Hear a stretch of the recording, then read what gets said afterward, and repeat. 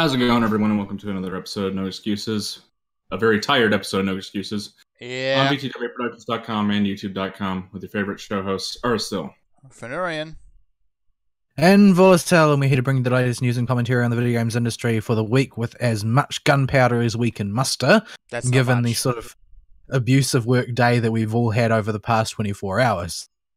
This is kind of like party popper levels of gunpowder we can muster at this point. Maybe. You may or may not get specifics when we get to our weeks, but we've all, the least one of us has worked as a 12-hour shift in the last 24 hours. Yeah. Been rough. I would be quite happy not to do that now, but Yeah. we can't have everything we want. Because we got to be adults now, and this is First of all- apparently what you do.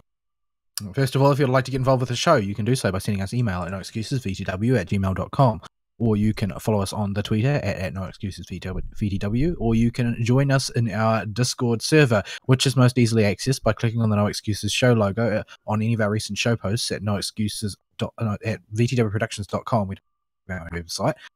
Thank goodness, because it wouldn't pay off. And since we actually do have recent show posts now, this instruction is actually something that you can carry out in practice. Yeah. So, You might need to sift through some Let's Plays again to find them. but I just checked the other day. Okay. It should still be there. I hope. Yeah, once Tom but, Bad Guy gets on a Let's Play roll, everything, he kind of just fills the front page. Yep. But, Love you, Tom. yeah. So, for this week on the stream, I'm playing to Satisfactory, and from that, you can tell that I've done a dumb. So, Fern, let's use that to springboard into your week, sir. A game I really wanted, this one, has been held for ransom, and I caved in the name of science. I was wondering, just how bad could they make the Epic Launcher? Bruh, science is what you do when you're not sure what the outcome is going to be. Oh, I knew broadly what the outcome would be, just not how bad. It's bad. It's really, really bad. So, yeah, where to begin on it? First thing that's probably going to turn a lot of people off. It puts ads onto your desktop. It's only a pop-up in the corner, one of those toaster pop-ups, but it's still there. What color is it, out of curiosity? Kind of a greyish black. Okay, at least it's not a white pop-up. No. Those are the worst. Yeah. Those are the absolute worst. Yes, Oasis. So I tried to go through the store, and it is the most basic and bare-bones store you could possibly hope to see. There's no suggestions, there's no filters, there's no labels or anything like that. It's, here's our selection of games that are currently important. If you want something else, you'll have to use the search feature. That's it. Very, very basic. At least they made buying games very, very easy. But they don't have a cart. They don't have a cart. You just press the button and say buy. And That's say how. like building a shop website 101. You must have a cart. Yes. If you want to buy more than one thing, you're going to have to do more than one transaction. If you don't have a cart, then presumably by extension, you don't have wish list. And You do not the have a bigger wish list. thing, there's a very real practical reason to have a cart. If a bank sees a lot of transactions from an online retailer being made on your card, what are they going to do if they're in quick succession? Mhm. They're gonna freeze your credit. They're like, oh, can't use your card until the bank gives you a call or you call them. Yep. So this is why Steam sales are so important with the cart. Yeah, they're really taking a aggressive strike while the iron's hot attitude here. Mm-hmm. Like the Epic have done zero preparatory work for this venture. They really have. What else can I poke fun at? Let me pop it back up again. I'm going to go into a shop, to a store. Actually, I'll look at Dauntless. That'll do. on the page for a game, you have a blurb, and that's about it. There's no user reviews. There's nothing like that that actually, help you make a intelligent purchase. No useless tags to make fun of. No useless tags to make fun of. There's a blurb, a trailer, some screenshots, and the system requirements. That's it. Well, they wouldn't want you knowing too much about the product because you might decide not to purchase it then. So if you want to know that the game, while it looks good, is in fact hot garbage, you're going to have to go outside and do your own research. Now, granted, the Steam user review system is not perfect because, it's people. But by now, you should know, as a denizen of the internet, that people suck. How to curate a simple like-dislike comment system and figure out which ones are worthwhile if you've been on the internet for more than 5 minutes. It is far from useless. It is definitely far from useless. And you do still need to own it to review, don't you? Isn't that a thing? I think so. I think it Steam? was played a certain number of hours in the game. No. I think they made that a thing about 2 years ago-ish. I don't think so. I believe you still can actually review it, but it is marked as such. You also then you know to not listen to them. Then exactly. You're also marked if you purchase the game through another method, though not through Steam. But that also kind of includes, developer codes and promo codes, things like that. It's all kind of thrown under the one umbrella for that. And I'll give the late TB this. He really popularized putting disclaimers on your stuff about having received keys for. Yes, doing the ethically responsible thing. So, yeah, like the Epic market, it's usable. It's very, very bare bones and not at all user friendly. But it's a thing. Like, it wouldn't be an offensive bit of software to have around if it didn't put the ads up on the desktop and actually had some sort of user friendly semblance. I don't know. Uplay didn't have ads when I had to install it for games, and it was still pretty offensive. Uplay it's also still pretty offensive. Although Uplay is at least a bit more user friendly. And that's I don't know about that. I think their added features actually make it more confusing to use. You need to get achievement points to get to spend in a shop for DLC items? What? I think they scrapped most of that now, and now you just use those coins to buy discount vouchers. Oh, thank goodness. Because I actually quit playing one of the Heroes of Might and Magic games over it. Yeah, because it was so intrusive.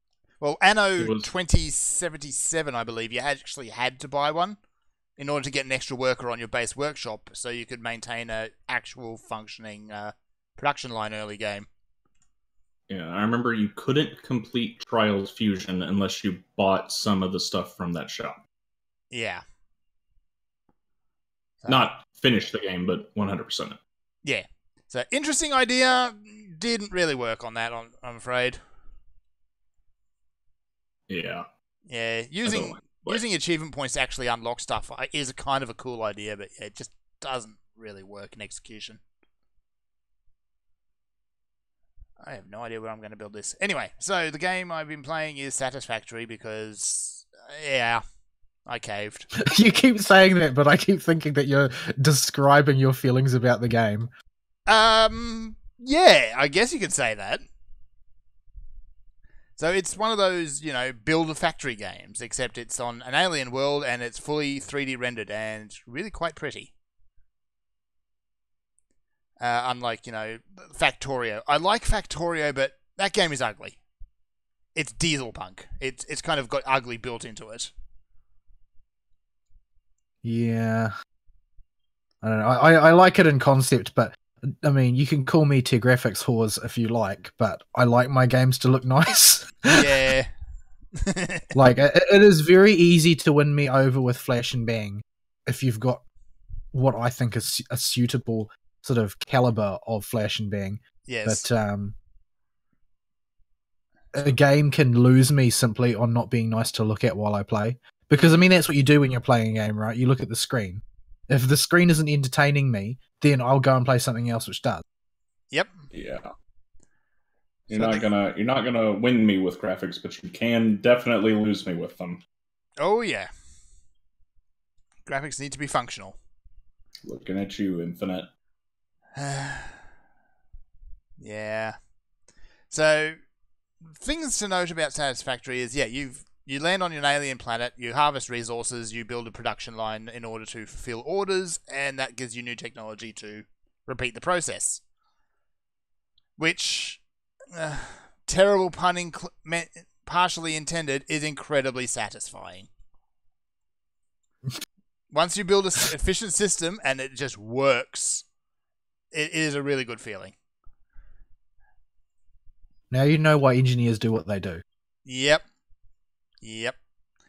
Unfortunately, No, engineers are also completely and utterly bonkers half the time. Well, I'm not talking about the engineers that work at your workplace. Yeah, like I think they have to hand in their engineer card since their objective seems to be to do the minimum possible. Yeah. they're also they're fossils. They should have retired ages ago anyway.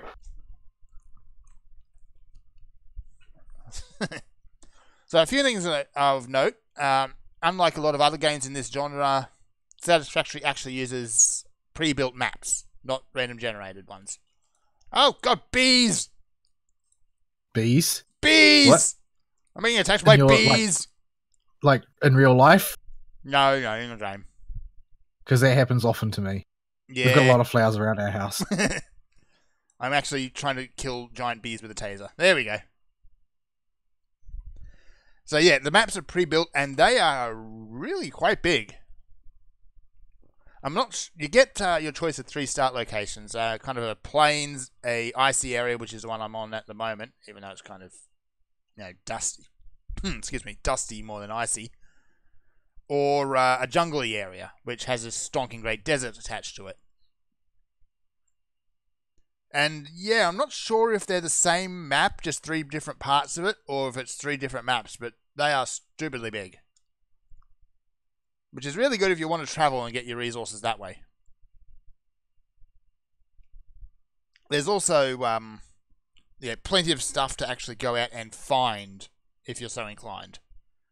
And you do actually have to do a bit of exploration if you want to get anywhere. Like, for example, that thing over there appears to be a purple slug. But it's in an area that I'll die if I actually go and get it. Incidentally, you use Why slugs do you want to a upgrade purple machines. slug? You Oh, use okay. you put them into a... You're assuming a lot here about our impression of what a slug is for.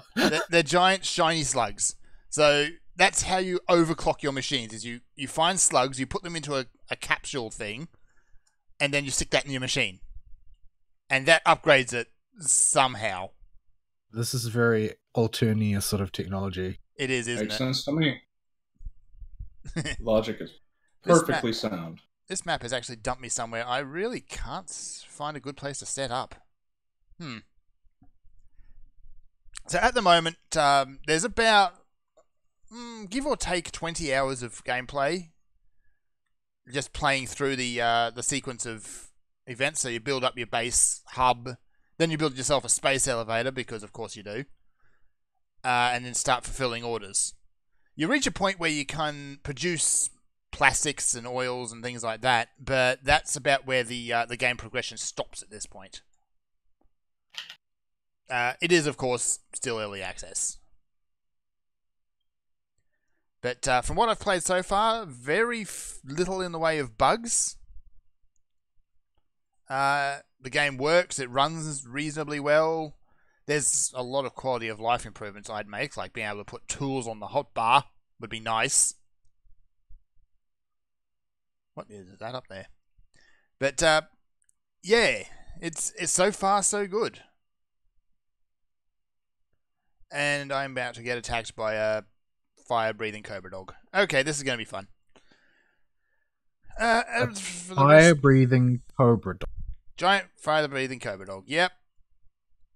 It's an alien world. You can have aliens. I'm not sure why they went with fire-breathing cobra dogs, but I'm not complaining, I guess. This sounds like something from like Monster Hunter. Except, I guess I the guess. Cobra dogs breathe different stuff there. Yeah. Speaking of Monster Hunter, I did play a little bit. Oh, I did.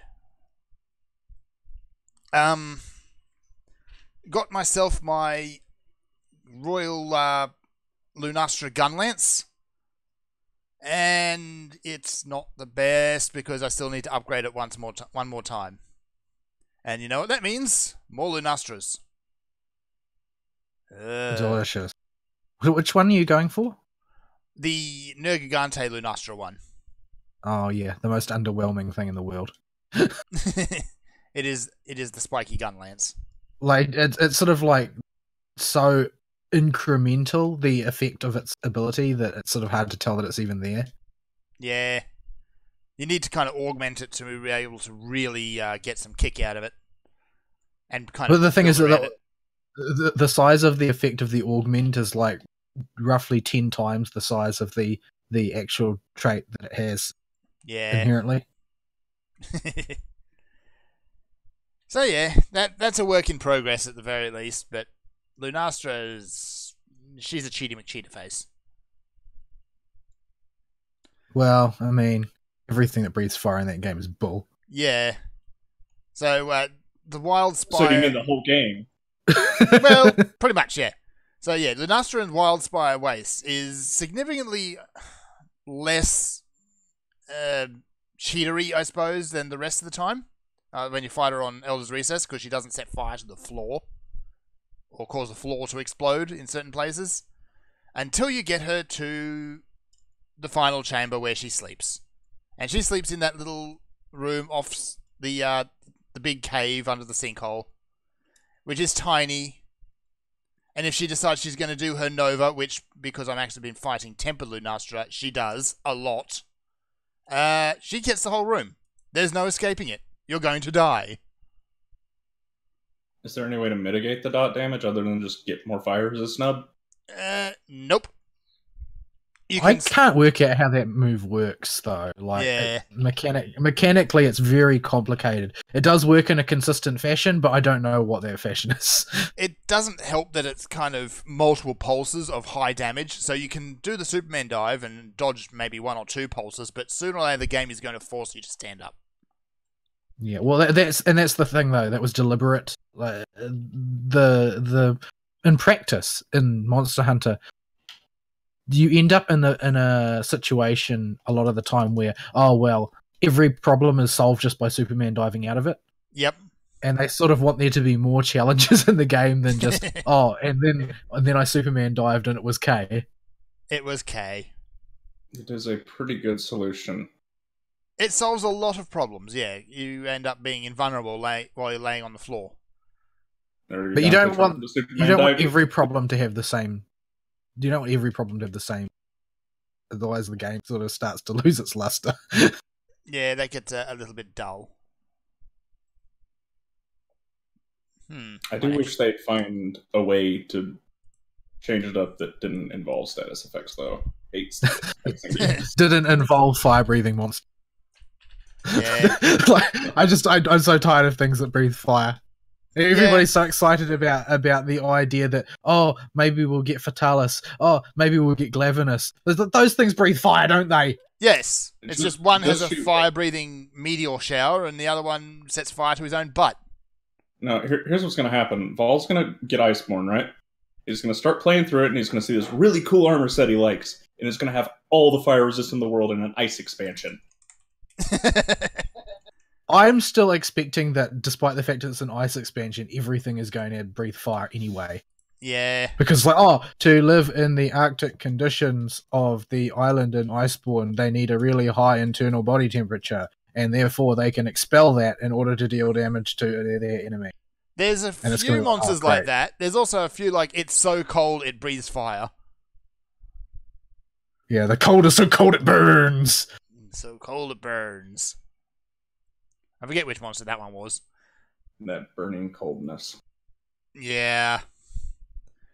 I am still going to be pretty hyped for Iceborne. Just new monsters, new stuff, G rank.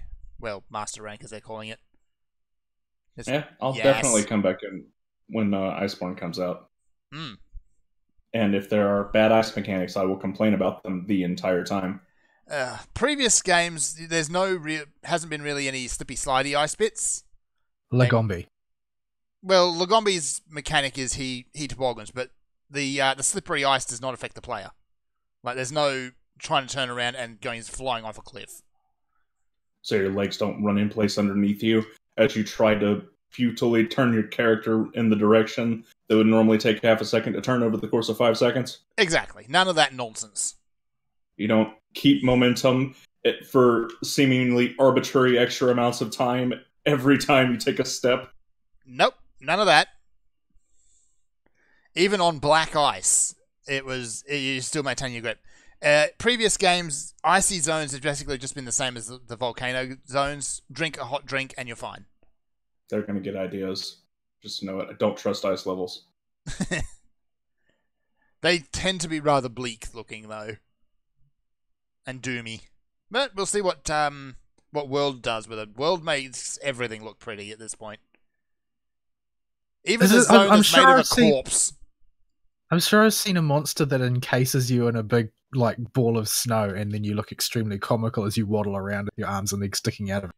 There's a few that can do that. Lagombi can do that. But Baroth used to be able to do that as well as, Arctic Baroth. And instead of just being a snowball, it was a big mud ball, so it's probably just going to be crap on the ground you get stuck in. Although I wouldn't say no to being the snowball with the feet sticking out of it.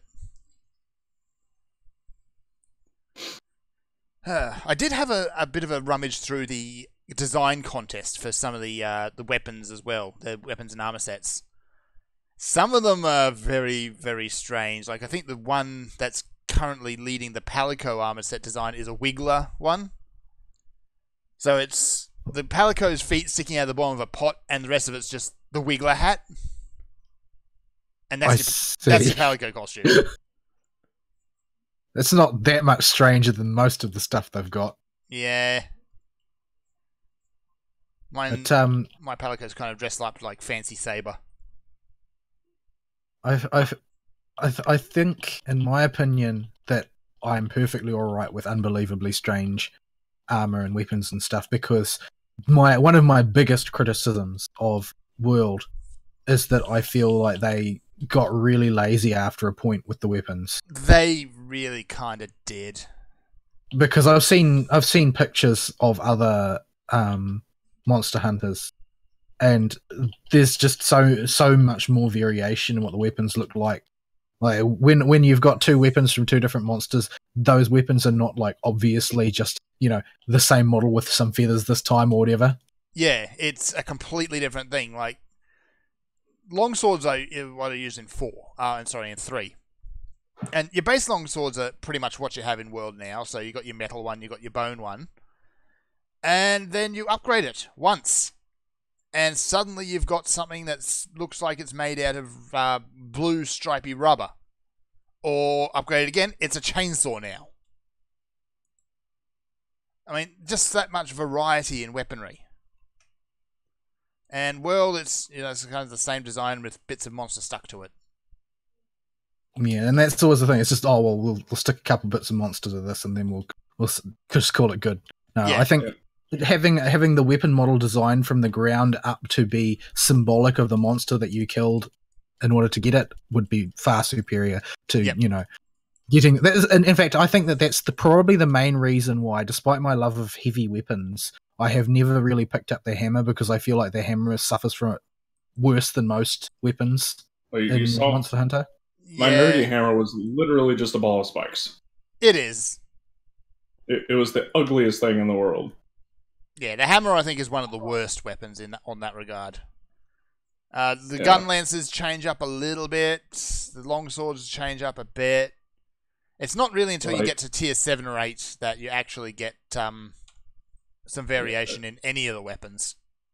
Yeah, even with dual swords are my primary offensive weapon in that game. Because edge. Until And this one of the big reasons I went for a crit build is because they were the only dual blades that actually look significantly different from the other ones, Mm-hmm. and that they're actually 4 Kamasickles instead The- of dual blades. Doggo ones. Yeah. Yeah. Well, they're also held to be one of the best dual blades in the game because of their attributes with sharp. I had no idea about that early in the game, so I just made them because they look different and they look cool. Yeah. So I'm hoping that's one of the big complaints they've taken on board for Iceborne is just the lack of weapon variety.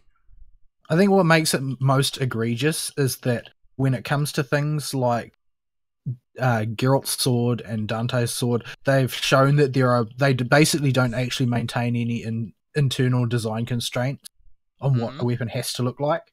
So there's really no excuse for them to be lazy with their design. Oh yeah, and in the past you've had some absolutely wacky designs for weapons. Like, you could take a lance, which is just a gigantic trophy. That's it, it's just a trophy. Or, hammer, which is a flower. Actually, the flower one's in world. And let's not even get started on hunting horns. Yeah, the hunting horn, like that, you always see a few glimmers of real creativity, like the design of, say, a lot of the Teostra weapons, like the Teostra heavy bowgun, the Teostra switch axe, the Teostra hunting horn, like they're all way more imaginative than their contemporary. Yeah, I love the Teostra heavy bowgun. It's a freaking blunderbuss. There's really no reason for them to be so slack with the others. It's almost like they put in as many as they had time to do, and then they just cut the rest because they didn't have time. It almost comes off when I see it as them adjusting to the new engine as artists and not quite knowing how to model with it yet. Yeah. Also, I think it's also that part of their Western push where they think, I guess they thought that the Western audience would not appreciate the sillier designs. Weapons. Yeah, it is often a joke brought up in the West. I am going to take a shot in the dark and assume people have made fun of it and been serious about it because people don't like fun. They are not fans of the series, those people. But yeah, those aren't your customers. Yeah. We want our gigantic, giant pillow on a stick. I want to use that for my hammer. That is actually a thing. Like, Western edition of Nier is the thing. Always remember, Dino, Capcom, you tried this already. It did not work with Dante. You ruined Dante. You made Dino. We were going into the news bit, so it's segue. So anyway, that's, I guess, my week. That's kind of went on a bit longer than intended. So, Volsa, what have you been doing? Not unless you want to talk about Drunk Cowboys, actually, by the way. I'm working. Yeah. And working. Because everybody's business got disrupted. Yeah. By the events of last week. How is Christchurch? Very somber. There are police everywhere. And not just because they're trying to turn our country into a police state now they've got an excuse. But yeah, I've got a colleague who is a trainee nurse who he's on placement at one of the hospitals, and he says that every time he goes around a corner there's another heavily armed guard. Holy damn. Yeah, everybody's sort of like, because mass shootings don't happen in New Zealand. Like, you get one every 30 years. Yeah. So yeah, the people are just unable to deal with it, and they're reacting in irrational ways. And one of those ways is stationing a guy with an assault rifle in every corner. And one of those ways is, randomly banning books that they think are questionable, even if they have nothing to do with racial politics and nothing to do with weapons, nothing to do with anything. But, oh, well, I heard that somebody didn't like this guy, so let's just ban him just in case. So the country's in full book burning mode. Oh, yeah. Australia is as well. There's been a bunch of websites, 8chan, 4chan, and the like, that have been supposedly quietly banned. Kiwi Farms got hit. I know they're not visitable on New Zealand IP with one of y'all's ISPs. It's probably I think it's 2 degrees has been the most aggressive banning things, from what I've heard. But yeah, it's generally speaking, it's not great right now for anybody who values any sort of liberty at all. So yeah, I'm not particularly comfortable about the way the future's liable to go. Like I'm in full. I legitimately need to develop a plan to leave this country as soon as possible before there are no freedoms of any kind left. Yeah, this kind of dramatic overreaction was a given for this event. Yeah. Well, and that's also what the person who perpetrated the event was banking on. Like, he writes in his manifesto, "Oh, I want the progressive parties to overreact and clamp down, banning as many guns as possible in order to prompt a reaction from their political opponents." And so, what does our prime minister do? She's like, "I got you, fam. I'm on your side."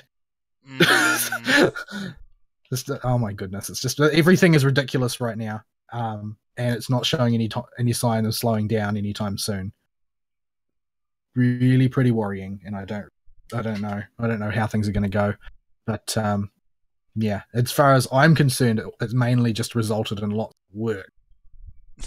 Yes, a lot of things got put off last week because of the chaos, and they're all sort of coming to a head now. So, yeah. But, gaming. I have completed, more or less, the part of the rerun of Guru Guru Hanoji on FGO that I thought that I would get done, which is the cumulative part, the grinding up the copies of Nobu and the crystallized lore. I got there faster than I expected, which I'm glad of. But I don't think I'm going to be able to clear the store because the store prices are such that you can't reasonably clear it unless you've got a pile of CEs, which is, that's what they wanted, because that way people will roll. They're more encouraged to roll. But so yeah, I think that they've sort of got the balance roughly right now for their purposes, which is you can clear the shop. It is practical to do without spending money, but you're going to have to invest yourself pretty heavily in spending time grinding if you want to do that. And the bulk of your ability to clear the shop is going to come from your willingness to spend Thane Quartz to get the CEs required to buff your drop rate. So yeah, I think that at this point there's sort of a happy medium between what the players want, which is not to be screwed constantly, to actually have the opportunity to clear the content fully, and what the developers want, which is to make us spend money. Like, both of those elements are now present, and they are, as always, in tension, but it's not insufferable. So yeah, the next event, the major restoration event, which will have the welfare servant Cha-Cha, AoE Berserker, available, is going to start on the 28th, I think. I think some social media intern accidentally posted the banner early, so we got the start date for it. Even though they've retracted it now. But yeah, so that event is going to be starting soon, and then I'll be in full grind. I don't think there's anything on the banners that I particularly want to roll on, though, so I probably won't try and clear the shop there either. It'll just be, oh, well, these are the things that I am the most short on, so I'll get those and then I'll relax. So yeah, that's FGO. It's sort of in a holding pattern at the moment, waiting for the next real event. But the big thing... Go on. Oh, this has felt like the biggest bait event, because even if you burn at least an AP burn a half once a day, that shop, it looks really good and cool. Like, all those rare materials are there. You're not going to get them. You're not going to get all of them unless you start using apples or have CEs. Yeah, the drop rates are not good, and a lot of the better drop rates are on combined drops. There's not pure stages where you just get a huge amount of one type of drop, which is what you usually need to be able to practically farm a stage. Mm-hmm. And the only one of those that exists is in it looks easier than a conventional challenge quest, but it's still the challenge level, so it's still going to take a huge amount of effort to clear. Relatively speaking, it's not going to be a a 3-turn deal. So that's the Avicii stage, and that's the only one that offers a large amount of drops, like a really large. So all the others pretty sparing, but yeah, it's more or less for people who left it to the last minute and need to grind out their points, their Honoji points, really. But I cleared that yesterday. Was it this morning? No, it was this morning. So I don't need to worry about that anymore. And to my intense chagrin, I now have 7 copies, I think, of the event 5-star CE, the one that drops. Yep. I forget what the CE actually does, isn't it? I don't think it's any good. It's not great. It's not bad, but it's not great because it's one of those serving 2 masters ones. Like, it improves Noble Phantasm damage and crit damage, but Noble Phantasms can't crit. Yeah. So one of those ones that has 2 effects and those 2 effects don't synergize. So it's nonsense. But yeah, I've got 7 copies of it, which just rustles my jimmy something wicked because of the debacle with Halloween last year, where I ground so hard and I didn't get the CE, the 5th CE that I needed in order to MLB it. Jimmy's Russell. What was Halloween CE? It was Halloween Princess, right? No, that was Vlad. What was Halloween CE this year? It wasn't great. I just wanted it. It was the Brave Hero. That's right. Yeah, Brave Hero LE. I don't need it. I just wanted it, and I didn't get it, and my jimmies are perturbed. Yeah. So ever since then, not only have I had no trouble getting my 5th copy, but I have often got 6th, 7th, or even 8th copies afterwards. So apparently, it's feast or famine for me. It's okay, Vol. The reason the game decided to do that was to make me feel better about my Vlad grind that drove me insane. Because somehow yours wound up being longer and you didn't get it. Well, that's RNG for you. Hopefully the Meiji event will be a little less cruel. And the events get better as they go along for the most part. Gudagodo was one of the very early ones. It was right after K&K, I think. In the original. No, it was before K&K. It was before Saber Wars. When I started, the Saber Wars was going, and Saber Wars had just finished as I started. Like, it was on for like a day after I started, and then Valentine's started, and then K, or it might have been K. But the one that had happened before Saber Wars was Gudaguda Honoji. So, yeah. But I've got my copy of Nobu now, which is good because Nobu will never be available again. I'm glad I finally got it. Still gotta get the last copy. I'll probably get it. It's not too hard because the dailies will continue to scale up. Yeah, the dailies are already pretty spectacular in terms of output. I think we got like 80k from the last one or something. 75 or something like that when I did it today. Yeah, but yeah, the next one I'm looking forward to because the stories have gotten better and better as they've gone along. That was silly. That was very silly. Very, very silly. I've heard Excel Zero Order isn't, but I haven't seen it yet. Zero Order's not silly. It has silly moments, I've heard. It has very brief silly moments, but it was written by the Urabutcher. So there's a limit to how much silly you can get in there when the Urabutcher is involved.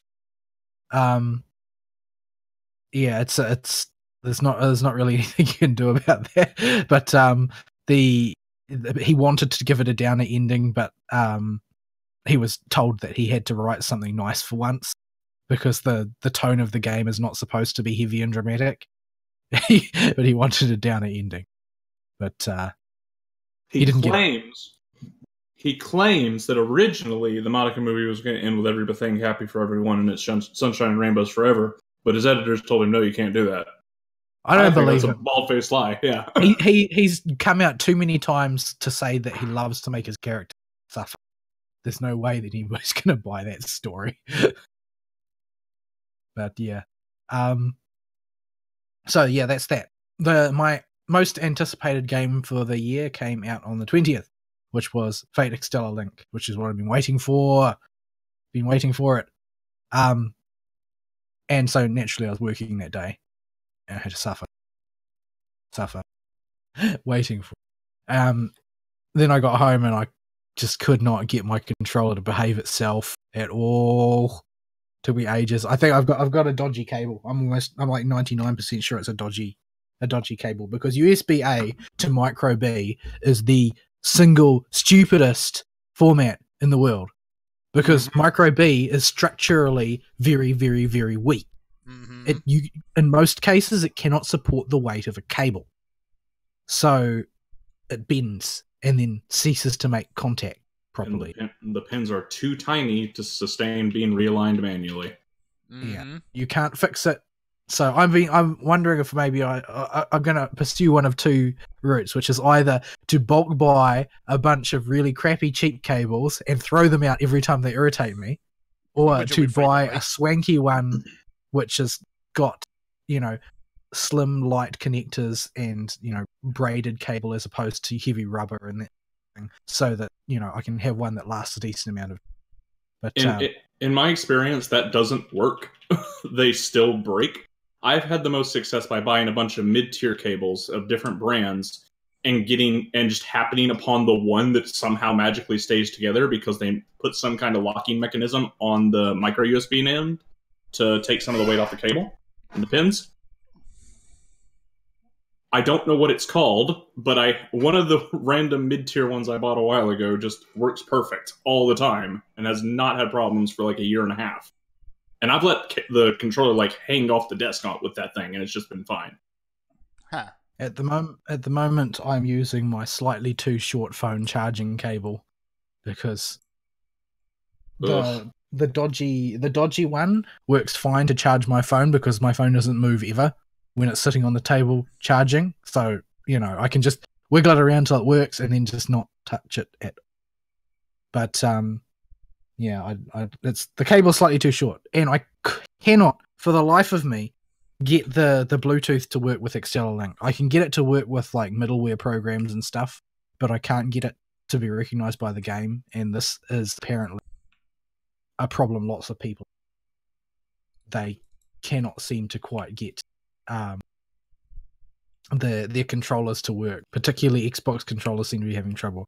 However, using it natively as a PS4 controller that just plugs in normally like that seems to work fine. But I've got a short cable. So yeah. So the game. It's pretty much everything I hoped for as far as I've had time to invest in it. It's managed to do the most important thing that I needed for, health advancement and education, which is to decouple itself from Dynasty Warrior. The first Extella resembles lots and lots of very similar games, which are all Dynasty Warriors clones. And because they're Dynasty Warriors clones, they've got this sort of weird allergy to doing anything which is different to the way that it would be done by Dynasty Warriors. So they ape very, very closely a lot of the fundamental mechanics in a totally unnecessary way, and they don't try anything interesting. And that's the big problem with Extella, I suppose, is that it ends up coming off like a cheap Dynasty Warriors, because it's not really owning its own identity. It's just slapping a skin on Dynasty Warriors and slapping together a few arbitrary levels. So what has been done here is that they've realized, well, we can't out Dynasty Warriors. We're never going to out Dynasty Warriors. We don't have the same sort of, storied history and gravity that Dynasty Warriors does. So let's actually, instead of doing that, let's be Fate Extella instead. So what we have now in Extella Link is what I would call quite a grown-up and fully fledged Muso game in its own right, which has its own way of doing things that is different to the way that Dynasty Warriors does things. Good. So mechanically, they have done something which, I have dreamed of, because I'm sick of Dynasty Warriors doing it. It's really hard to handle, and that's the basic combo system has been overhauled. In Dynasty Warriors, and most Muso games, including Extella 1, is every move that you've got pretty much is tethered to pressing triangle at the right time in a combo. The problem with this is that eventually the move that you want is 8 hits into a combo, and you can never get there in practical terms. Half of the fun in these games is doing cool moves all the time, right? Yep. But when your really badass looking move is the 9th button in a chain, and everything dies before you get to the 9th button, or it would be more efficient to hit the 4th button twice, then you end up in a situation where you're sort of being cordoned into how you ought to play in order to get through things rather than, what you want to do. Because oftentimes it's just not practical to chain together, weak hit, weak hit, weak hit, weak hit, weak hit, weak hit, weak hit, weak hit, strong hit, and then get to see your cool move. Because by that point, you're using the cool move to take off 1/100th of the enemy's health, even though it does like 80% of the enemy's health and damage. That has always sort of gotten on my nerves, and it does not get on my nerves in Dynasty Warriors because Dynasty Warriors invented it. Yeah. It has its ups and it has its downs. The fact is that every other Dynasty Warriors game copies it and does it exactly the same way. Extella did as well. Now they've done away with that. Now it still works exactly like Dynasty Warriors, but it seems, from what I've seen so far, that most characters' chains don't go out more than 4 or 5 hits. So okay. they've only got a few of the moves, and they're the bread and butter ones that serve particular purposes for general use are embedded in there. Now all of the really sort of cool, fancy characteristic moves that the servants have, that everything is about graphical flash in the Fate franchise. Really, like you have to do cool things that are characteristic to the character. The cast isn't like 100 characters big like Dynasty Warriors. So you've got a lot more time to put into designing flashy art and particle effects and stuff, which suit each character individually. So what they've got now is that you have a menu of abilities that you learn as you level up, and you can assign them to R1 plus face button, basically, before you go into a level. And you can pick from different types of moves that have different purposes. Some of them are AoE, some of them are range, some of them are close damage. Some of them are support abilities, like Tamamo can heal. You've got CC moves that you can learn as well. So you build up, each character builds up its own small library of specialized moves that you can pull out at any time, and they have their own cooldown associated based on the amount of power those moves have. So you've got this sort of secondary tier of abilities that you could bring in to support a situation. Like, you don't get in this situation where you're at hit 7 and you were going for a single target, but you've now been surrounded by guys while you're getting there, but you've just soared past all your AoE moves. So you're going to be open to attacks from the sides and behind when you do your single hit directly in front of you the moment you finish your combo. And there's not a thing you can do because it's too late now. You're committed. So now we've got this situation where instead of going on to your next move, you can just interrupt with one of your skills and then deploy the ability you need at that point in time. That sounds better. So that's something that none of the other Musou games bother with, but it's something you've got access to now. And in addition to that, you've also still got the Codecast support moves, which I underused quite a bit in the previous game, largely because they don't give you any cool ones until really late in the game. Mm-hmm. And now they give you a spread of various different ones pretty early on in the. So yeah, a lot of that stuff is very. The basic systems are much more matured. So, like, I think the most egregious example is the comparison between Tamamo in this one and Tamamo in the old one, because Tamamo in the old one had these staggeringly long combos you needed to get to some of her later moves that were really, really powerful.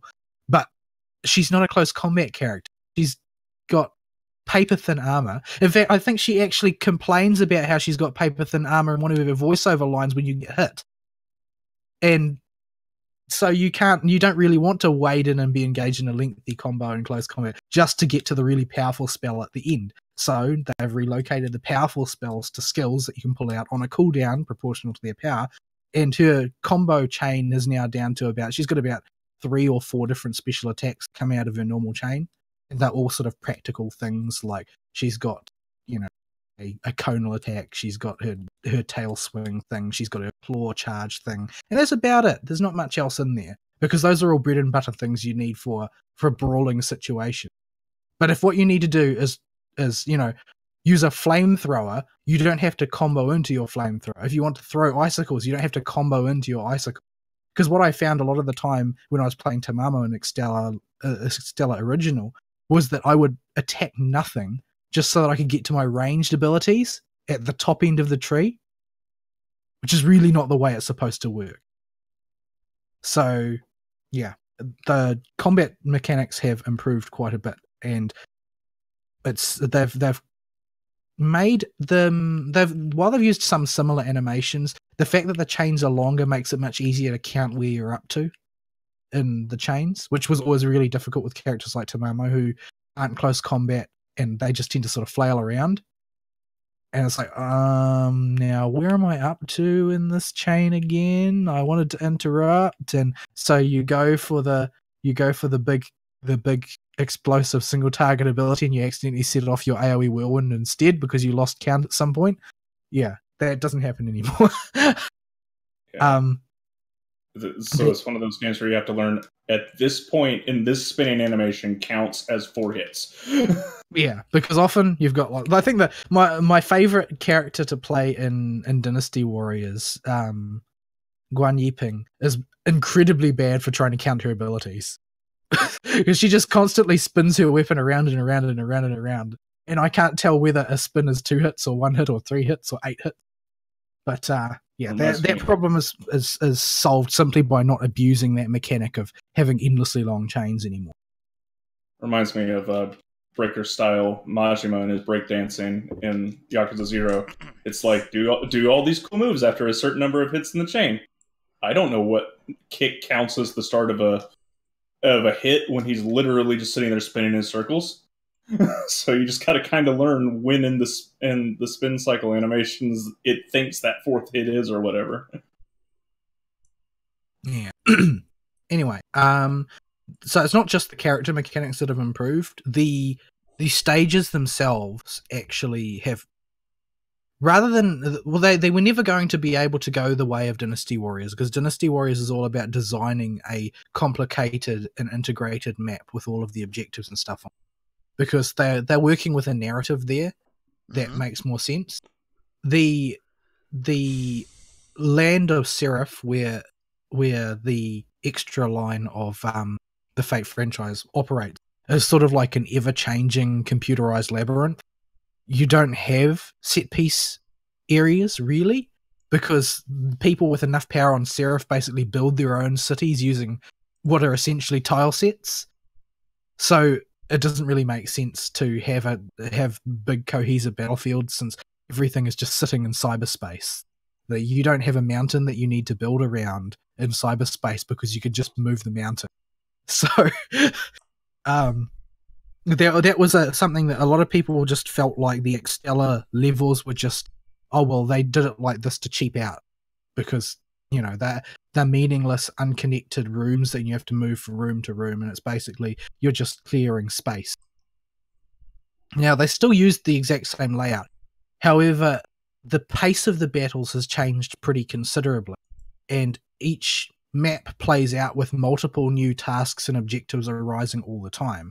So it plays out in a much more tactical fashion. You think a lot more about the particular route you're going to take through which rooms from one room to another room, because you know that, well, this room has got these things in it. That room is where I want to get to. I can stop and help my ally in this room on the way. There's just more going on in every level. It doesn't keep devolving into a case of I need to capture all the territory and then kill the boss, because the boss does things during the course of events. Oftentimes you'll have something pop up like Francis Drake has appeared and has started firing cannons at the master, which is another thing. As a master, you appear on the battlefield as well.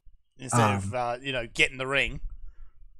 Like, you don't fight, but you still play as your servant, but the master appears on the battlefield and is basically an enemy objective, so that the enemy actually has a way to win without just outpacing you, which is what happened in the previous game, really. Like, the only way that you lost most of the time in Extella, the original Extella, was that the AI would just throw such a huge amount of dudes with such large health bars at you that you got overwhelmed.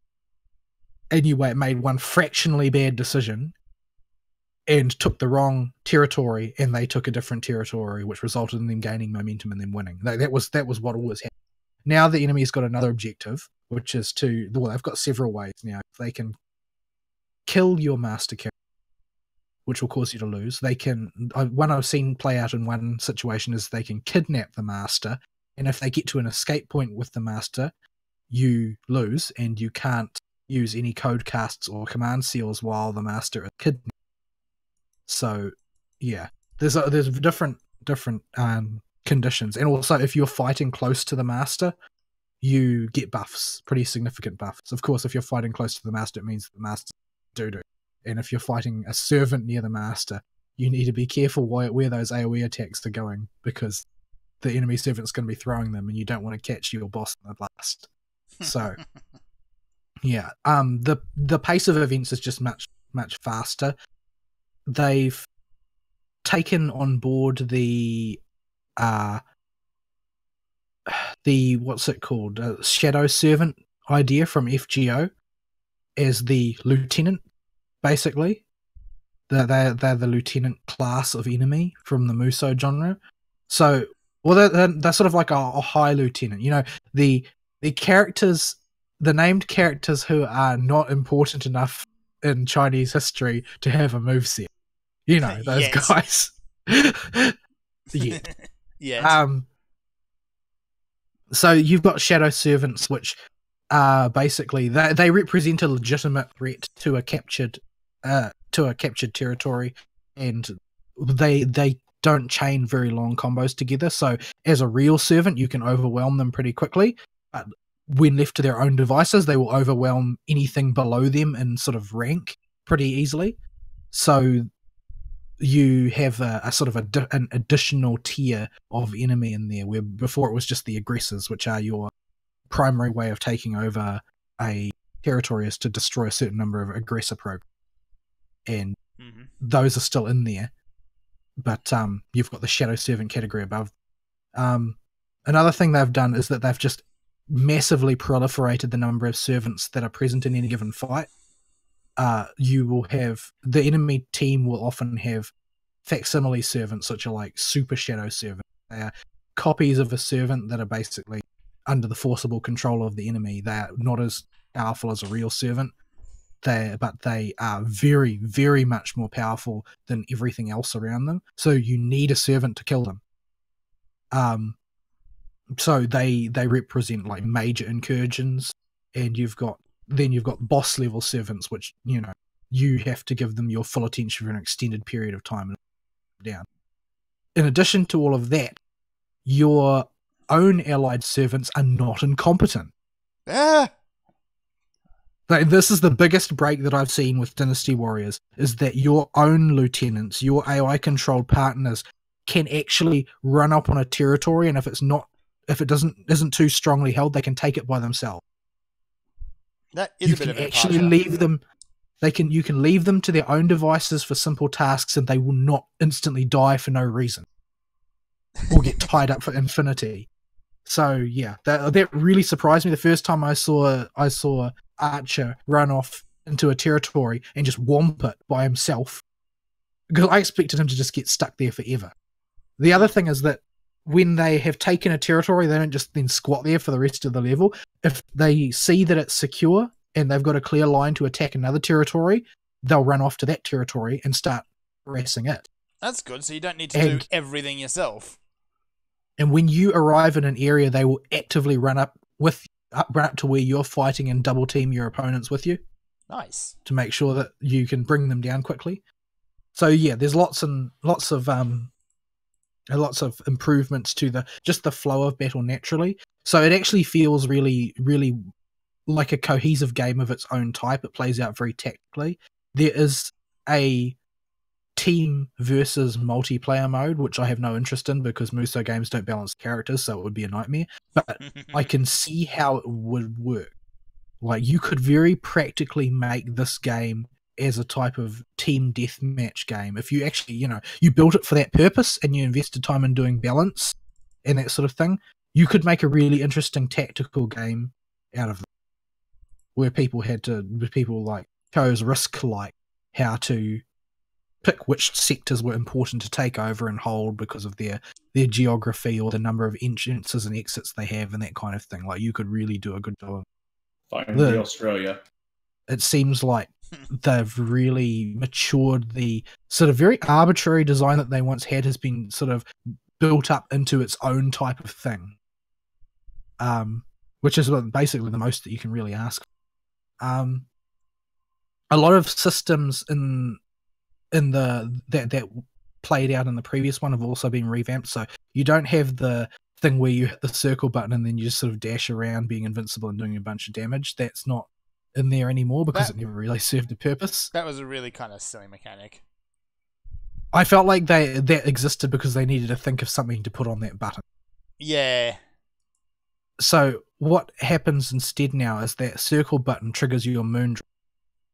And so what the flow of power is basically your conventional fighting charges the blue gauge the way it did previously.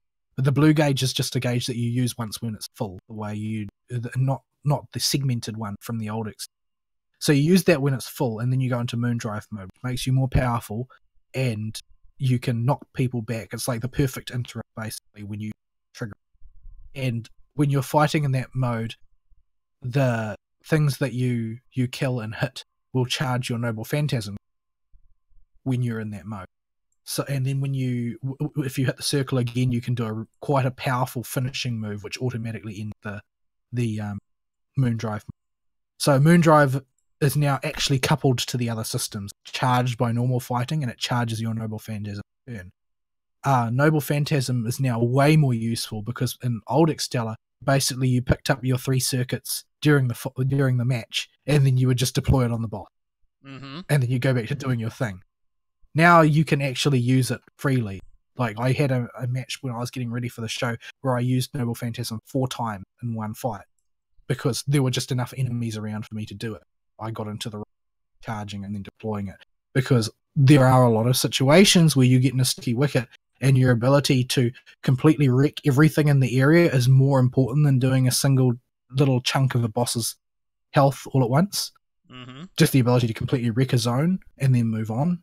So it allows you to use the Noble Phantasm more tactically rather than just, oh, well, this is the thing I nuke the boss with because I'm not going to actually have it until I go get to the boss. Because you can feasibly recharge it again and have it later when you need it, if you need it. So, yeah, that system is also better. I haven't played very far through the story yet. The story is the same sort of balance of serious and stupid that you usually get from this franchise. So, yeah, I'm having a good time with it. It feels really good to play. It's a very strong move to evolve the genre in its own direction that's different to Dynasty Warriors. And, it's basically given me everything that I hoped for from it, pretty much. All right. Righto.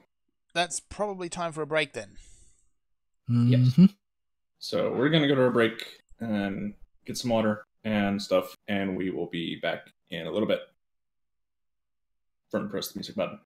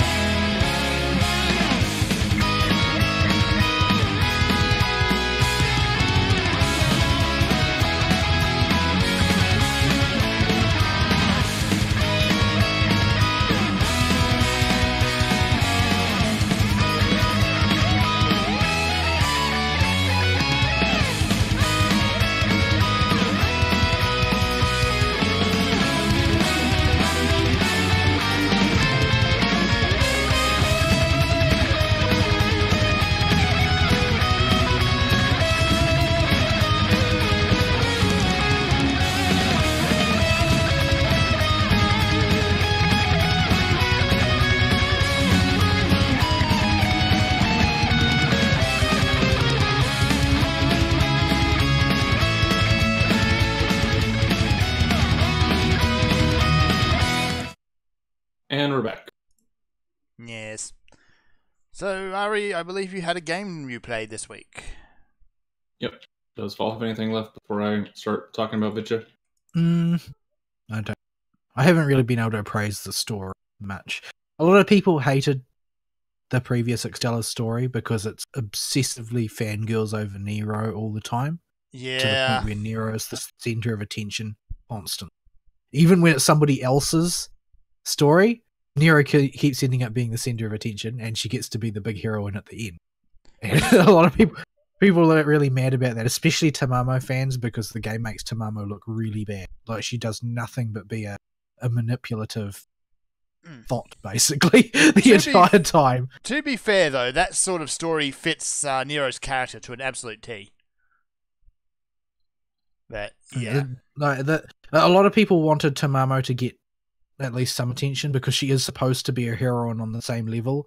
Mm-hmm. Like, she got the same amount of attention as Nero in Extra, and so people expected that she should get some attention in Extella, but she just ended up looking really, really bad. They show all of the worst sides of her character exclusively. And yeah. While those are real sides to her character, there was no balance. So it just made Nero look like a grand heroine and Tamamo look like an evil witch. Mm-hmm. They even didn't they give Nero some like Mary Sue super form at the end that looks like something some 13-year-old would say, this is the perfect form for the purest, best character. Yeah, it was really bad. It was super, super cringy. And honestly, that whole scenario marred what was otherwise quite a good climax, because overall I really liked the story in Extella. There are some major problems with it, like certain narrative conceits cause writing problems, and one of those writing problems is the distortion to Tamomo's character is basically caused by another narrative conceit which runs out of control because of the way things are set up. But the story has some really, really nice parts. I think probably my favorite is Gilgamesh being a hero, like, for legit. Wow, that actually happens? Yeah, like he has a legitimate big damn heroes moment where he comes in and intervenes because basically he's profoundly disgusted by the bad guys. Okay, at least the motivation still fits. Like, basically the story would be boring and stupid if he just let it run its course. So he basically he finds the opponent more reprehensible than the mongrels he's normally surrounded with. That's true. So, yeah, he's mostly an onlooker, but there is one point where he actually does a big damn heroes moment for a heroic reason. Rather than, boredom. Yeah, it's not just because he's bored. I mean, he is concerned that if he lets things go ahead, then he will be bored, but he also thinks that, like, what the opponents are doing is just wrong. Like, basically you get to see a little glimpse of the matured Gilgamesh from Mesopotamia in FGO. Mm-hmm. Like, he's not all the way there yet, but he does see that there are things more important than his treasury. There's one thing in FGO in Extella Link that I know is not true unless the answer is because we found out it was popular and made us all a lot of money, and that's your Astolfo picture you put in the chat. Oh, Astolfo. Mr. Fanboy Girl. Well, considering that the story in Extella Link is based around Charlemagne, that's a decent excuse to put Astolfo in there. Charlemagne just as hammy as he looked in the trailers. Yeah. Like, the Charlemagne and his paladins are basically the bunny ears lawyer version of the Knights of the Round Table. Oh dear. Like, they're the goofball edition, because the Knights of the Round Table are, by and large, somber and serious characters. Mm-hmm. For whatever reason. Whatever reason each of them has to be somber and serious. In the case of the Paladins of Charlemagne, they're pretty much all just total goofballs in one way or another. Like, we haven't met very many of them. Roland, I don't think, has actually appeared in any particular stories yet as anything other than sort of a side character who's mentioned by one of the others. He ran around naked in one interlude in Grand Order. Yeah, well, I mean, that's one of the more famous stories about him. That's why Astolfo looks like a girl in the Fate setting, is because of that story being blown out of proportion. But but Charlemagne has appeared, and Bradamante has appeared. So they'll probably gradually, bit by bit, they'll make their way into the setting. And yeah, the I suppose the interesting thing about Bradamante is that Bradamante was a woman in history. Mm-hmm. So yeah, there's sort of a break from tradition. They didn't gender flip Bradamante. The only thing I know about Bradamante's character is from the FGO Reddit spoiling that she's the biggest Merlin fangirl of all time. Well, yeah, because her shield was a baddie's shield. Her shield is her noble phantasm. She's only a lancer by chance because she's actually only really suited to the shielder class, but the shielder class is rare. There is one so in FGO. So she became a lancer because she knew how to use a spear, basically. When she's primarily her artifact that's associated with her legend is a shield, but that shield was a baddie's cursed shield that was purified by Merlin in the story. So she's a big fan of Merlin. And she's also probably like Merlin's number one favorite trolling target. Like he likes to speak to her telepathically randomly, but she doesn't know that he can do that. I'm not sure if that makes her a bigger target than Roman or not. He did go for an entire year after the world had been destroyed dressing up as an idol to just somehow convince Roman that his favorite idol somehow survived the end of the world and could still talk to him. Yeah, that's Merlin. Sort of thing. I guess that's the sort of thing you do when you have an infinite lifespan and you get really bored. I guess. But yeah. Anyway, Ari's week. Right. Go, sir. So they gave y'all reasons why they're dead this week.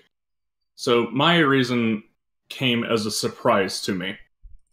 I had been doing data entry to digitize a lot of stuff for the company because we are using the dead trees still for literally everything. Paper is everywhere in the office, and until basically I started working there, even a little bit after that, because I had to get some clout before I could tell people, we really should switch to digital because it's just way better, dudes. Stop being bad. Yeah, stop being dinosaurs. The paper was everywhere, and it is the biggest pain in the keister to find any information when you're doing that. But in addition to that, our accountant just quit, which is fine, I thought, at the time, because I'm digitizing everything anyway. I can actually get a digital copy of our books for ourselves, and we won't have to hire a tax person this year. That'll be wonderful. Nope. Until Thursday, when I realized for the entirety of last fiscal year, she did the whole in-house bookkeeping for the IRS tax wrong. Oh dear. Every single paycheck had extra money not deducted from it that needed to get totaled up in aggregate to be deducted from the IRS in about 4 or 5 different categories. It was listed on each paycheck, but it wasn't being taken for the IRS charge. And even if the numbers did line up, which they didn't with the bank statement, so you knew there was a problem right away, the fact that it's on the wrong thing could still get us audited because we're a company, not a person. So I've had to sit there for literally all day and most of last night going through totaling Social Security, Medicare, withholding, accounting, employee difference, and whatever the IRS wants that was taken out of a paycheck preemptively, and have to aggregate everything of one category for each paycheck or payroll session for every single payroll we issued in the last fiscal year from October to September. I am through with Q1, which had the wonkiest formatting of all time. The rest seems at least consistent, and I now have accounts made for all that stuff in QuickBooks, so it should go much faster. But But what I originally thought would be look at the bank statements and punch in the numbers turned into a massive project that I did not want to do, and just ate all of my time Thursday, Friday, and last night, and Saturday morning, which would be last night. And this is a urgent issue that cannot wait, because taxes are due April. Tis the tax season. We are in tax season. I need to get this done by April 15th at a minimum if I just want to get a late charge.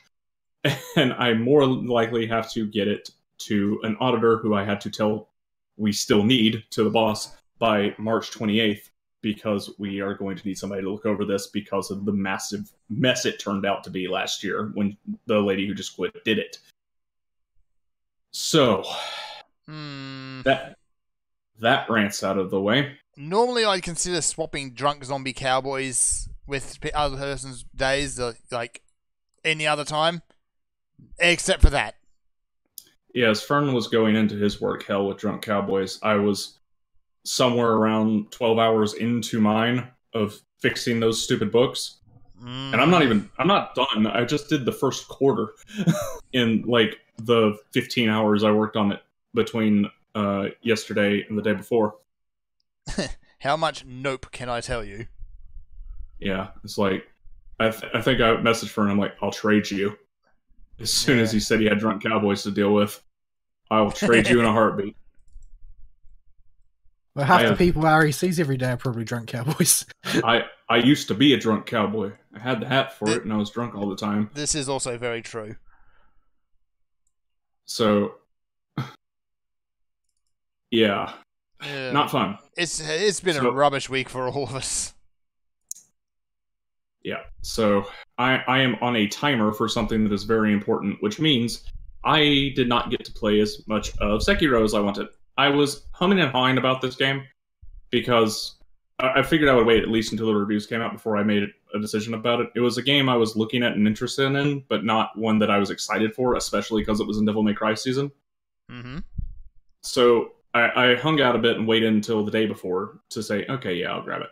And so grabbed it after the review embargo was lifted and I saw what the game was doing. I'm like, okay, yeah, cool. We can check this out. So I booted up the game, and I expected to at least have, one boss dead by the time I got to the show. It's not that far to get to either of the first proper bosses, either the one that's the main story progression boss or the optional one, or I think there's a secret one I run into too. I can't tell if that's a normal enemy, a mini boss, or what that is, but I can't hurt it is the point. So I don't know what it is. I can't actually do damage to its health bar. And according to the internet, you can't until later in the game, so he's just kind of there. Okay. Baked in a corner in the middle of Nowheresville that you would never have a reason to go to unless you're an obsessive explorer. So I only have impressions for general gameplay and mini bosses in the game. So the first thing, as with when Bloodborne came out, for people that are From Software fans, you need to understand this game is not Dark Souls. but Ari, everything is Dark Souls. Everything is Dark Souls. And that there's a lot of Dark Soulsy From Software stuff here that definitely has that same flavor to it. But if you play this game like Dark Souls, you're going to die. A lot. Fun. Dark Souls veterans are having a nightmare with this game. The Reddit is absolutely aflame with people that, if you go in their history and look at their post history on Reddit, talk about how great they are at Dark Souls.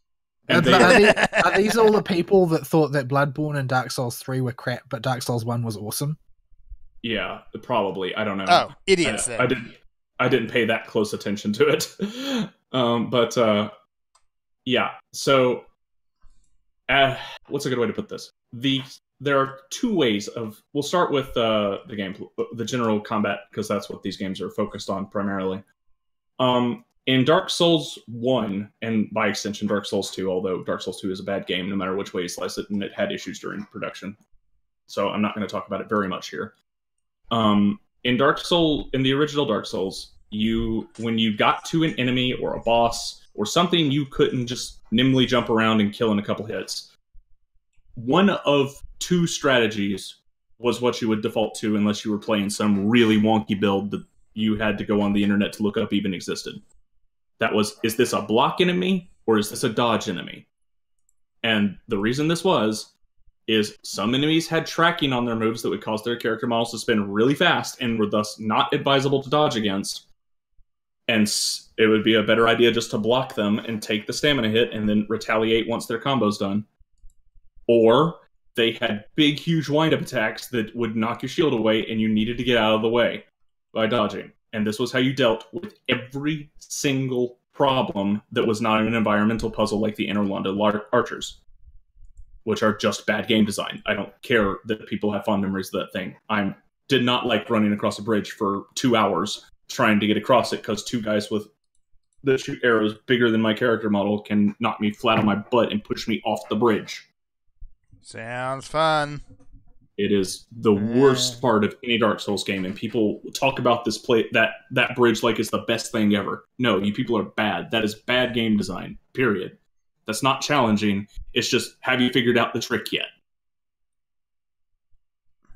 So Dark Souls 1 is very simplistic in that way, and it's just, at that point, getting used to the particular boss's rhythm of combat and learning to properly time your attacks to maximize your damage when you do choose to do it.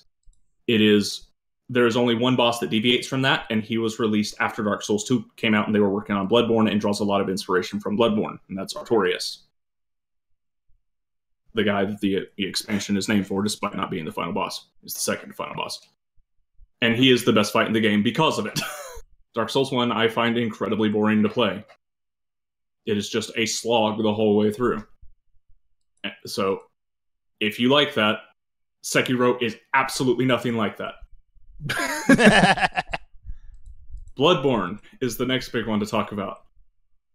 Bloodborne combat works with a parry system that is significantly more efficient than Dark Souls and easier to hit with the guns. A, because you have range, and B, because the windup is very consistent and the hitbox is very clear. You can see when the gun goes off, and you can see pretty clearly when an attack will count as parried when you use it. It's very hard to describe in words, but just the way the game works, the parries are easier to do, but they cost a resource, and thus become a very powerful tool in that game. Your main way of avoiding damage is dodging. There is no shield. There's a joke shield in the game to poke fun at this fact. The shield breaks in one hit, and it's the only shield in the game. Dodging in Bloodborne is where FromSoft really started to solidify the meme of invincibility buckets, or buckets of invincibility frames in their dodges. I can't use that for them anymore, because Sekiro has completely removed the invincibility frames from the dodge, except at the very peak of it. Yeah. There's like maybe one or two at the very tippy top. So you have to like actually dodge, not just count on the dodge to make you invulnerable. Yeah, like the dodges, like from the second your feet are off the ground in Bloodborne until you complete one full roll, you're completely invincible for that whole quarter of a second. It's huge. And Dark Souls 3 is the exact same way with its dodge, except you roll a little bit slower. So, and have less control over where you land than you do in Bloodborne. So it's a little clunkier to use, but it's still a very good go-to method for avoiding damage. You cannot do that in Sekiro. If you dodge willy-nilly, you're going to die. A lot. Fun. So, if you think you're going to take Sekiro on and be just fine because you're a Dark Souls veteran, I'm here to tell you, as somebody that platted 2 of them, and played all the games back to back to back after people wouldn't shut up about them, you're going to be in a world of hurt in this game. Because this game's method of not taking damage is exclusively parries. Your parries are free in this game. They don't take a resource. You just parry with your sword. And you don't have a special parry button like you did in the other games. It is a samurai game. If it wasn't about parrying, it would be kind of weird. Yeah, traditionally, and admittedly, even in Sekiro, with the animation help it has to make it as easy as it reasonably can be, without being a freebie, it's really hard to get the hang of parries in this game. Because parries, of the 3 ways to not take damage in From Software games, just because the way they develop these games, is the most rewarding but hardest way to not take damage. So they just decided to make an entire game around that. So that's what you're getting into. Just know that going into it. I'm getting really, really sick of seeing people surprised that they're Dark Souls veterans and can't do well in Sekiro with the exact same strategies. That's because it's not the same dang game. This doesn't sound very complicated. Like, no, it doesn't really. Oh, I guess they are assuming that Dark Souls is by its very nature the last word in skill. Yeah. Yes. Miyazaki actually has quite a bit of design diversity. If you see the 3 games he made before Sekiro, Dark Souls 1, Dark Souls 3, and Bloodborne are his games. And each one plays very differently from the others. He always changes things up to make the game play differently. With Dark Souls 3 having the least changes between iterations because it's a sequel, but he still did a whole lot of things, like making stamina more abundant and getting rid of a lot of the clunky feeling in the game by including new weapon types and allowing you more freedom of movement. Stuff like that. So he has always been willing to change up this stuff. These people that were just expecting Dark Souls again that are getting mad about it are just crybabies. TBH. But why would you want that, though?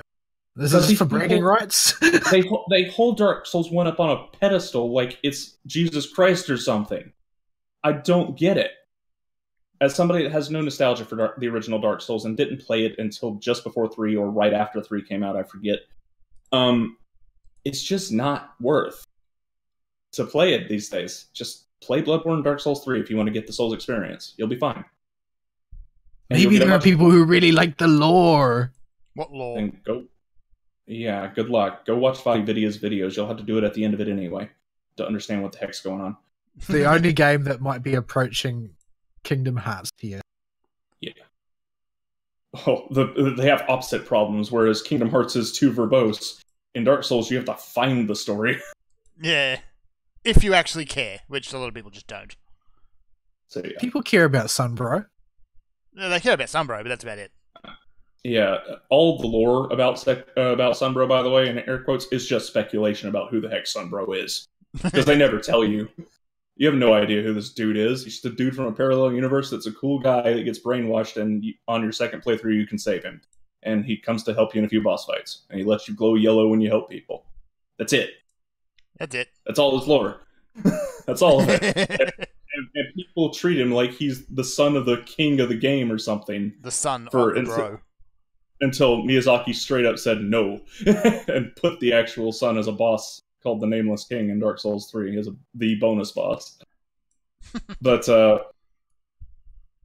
yeah, so Sekiro is his biggest departure from the Soulsborne formula yet. It is still very much so a Miyazaki, and if you wish to continue that subgenre name, Soulsborne game, though. Things like bonfires are still here. They're Buddhist statues Soulsborne now. Yeah, whatever. I'm not adding more words to it. This subgenre has already bugged me enough from people not understanding the word subgenre, so I'm just going to keep calling it Soulsborne. Yeah. I'm getting really sick of terminology debates when it comes to this franchise. They are a complete waste of time. That they are. But so first off, the gameplay being about parries makes the game inherently harder to pick up than either of the previous 2 games. You still have, you do not have a light attack button anymore. You do not have a dedicated parry button anymore. You just have one attack button and one parry button. And this parry button is also your guard button, which you do not want to hold because bad things will happen to you that I'll explain in a minute if you hold the guard button up. So the objective of this game is to not guard attacks, but to parry them, because there's the new way you kill enemies. Not all enemies, only the weakest of mooks is it really a good idea to deplete their entire health bar to kill them.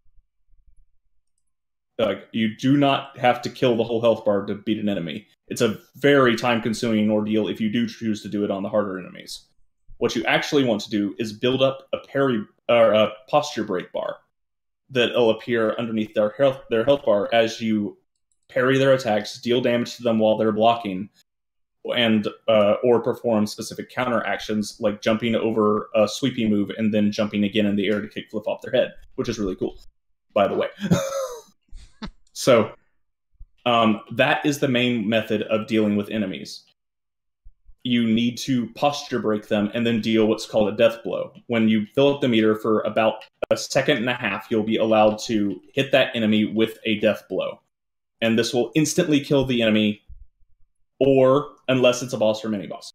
Bosses and mini-bosses have more than one phase after you kill them bosses. Okay, that's not true. Mini bosses do not have extra phases, but proper bosses can. But at the very least, a proper boss will have more than one health bar. You need to death blow it more than once. The guy, not like a break armor and then kill him type of thing. Like, I haven't actually been able to successfully break the first health bar of the first major boss, but he comes in riding a horse, and he's got this giant spear that he twirls around like some crazy person from Fate Extella or something. I assume I don't know if you would like kill the horse or whatever, but yeah, you have to kill him once with a death blow and then kill him again. He'll have a little, and the number of times you have to land a death blow is the current health bar plus however many dots are over their health bar. There'll be a big red dot that says they have another health bar after this one. Now, this logic also applies to mini-bosses, which are much more plentiful than they were in the Dark Souls series. Boss number has apparently been significantly reduced in this game to cut the filler, and instead they've added mini-bosses that you can approach all over the game that do not respawn when killed and are just generally really tough dudes out in the world. These mini-bosses, I think, are actually a really cool idea, because they allow you to approach a boss caliber difficulty enemy the same way you would mooks without having to play to the constraints of whatever that particular boss feels like restraining you to. Like the arena you have to fight the horse guy in, who's the first proper story boss. Or the special phases of the optional boss and the bottom of the tomb. So, these things also have more than one health bar. They hit incredibly hard and can kill you in 1 or 2 hits, which is a running thing in Sekiro, by the way. Everything in Sekiro hits way, way harder than anything you've seen in Souls. That's saying something. Yeah. So get ready to parry. And there are not anywhere near as many opportunities to heal either. This is not a game for people that like having fun. This is a game for people that hate themselves, which I'm kind of okay with, but I know there are some people that actually like themselves. So yeah, I play Muso games because I like fun. Yeah. Yeah. So, mini bosses serve as gatekeepers and checkpoints across the story. They're usually guarding the next Buddha statue, campfire, bonfire, lamppost, bench, whatever this subgenre has called these things for this particular game. Yeah, it's the next checkpoint where you can teleport to the next one, not the next one. You can teleport to ones you've already visited, reset all the enemies in the area by resting, which thankfully no longer happens when you sit down at the dang statue. If I sit at a Buddha statue, this game's checkpoint, I do not immediately respawn all the enemies in the game. I now have to select a rest command to do that, which is wonderful because it means I don't have to reset the level to fudge around with my skills and abilities and stuff, like you did in all the other Souls games. Makes me so happy. So if I want to systematically murder an entire population of an area before I get to the next checkpoint, because I just like doing that and feel it's something in my head that clicks as completion, you can actually do it this time and still have access to the upgrade stuff, which is wonderful. But yeah, so mini bosses, right? I keep getting distracted because I'm mad at people about Dark Souls. So what makes these guys not proper bosses is none of the rules of a boss fight apply to them. Most boss fights in the Soul series have very specific rules you have to follow for that fight and that fight only. That boss is going to be very unique, even if it's not very good and just a filler boss. It's still going to constrain you to a set of rules. Mooks may have a unique move, or mini bosses may have a unique moveset, but you can totally approach them just like you could any other dude in the game.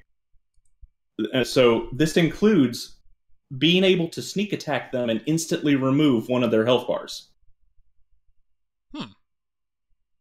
And get this the stealth death blow. Stuff like that. So if you can find a creative enough way to either lure them out into a bigger open area or a linear hallway, de-aggro them, get behind them while they're patrolling back and stab them or something like that, you can totally do it. And the game's like, go for it. That's totally allowed for mini-bosses.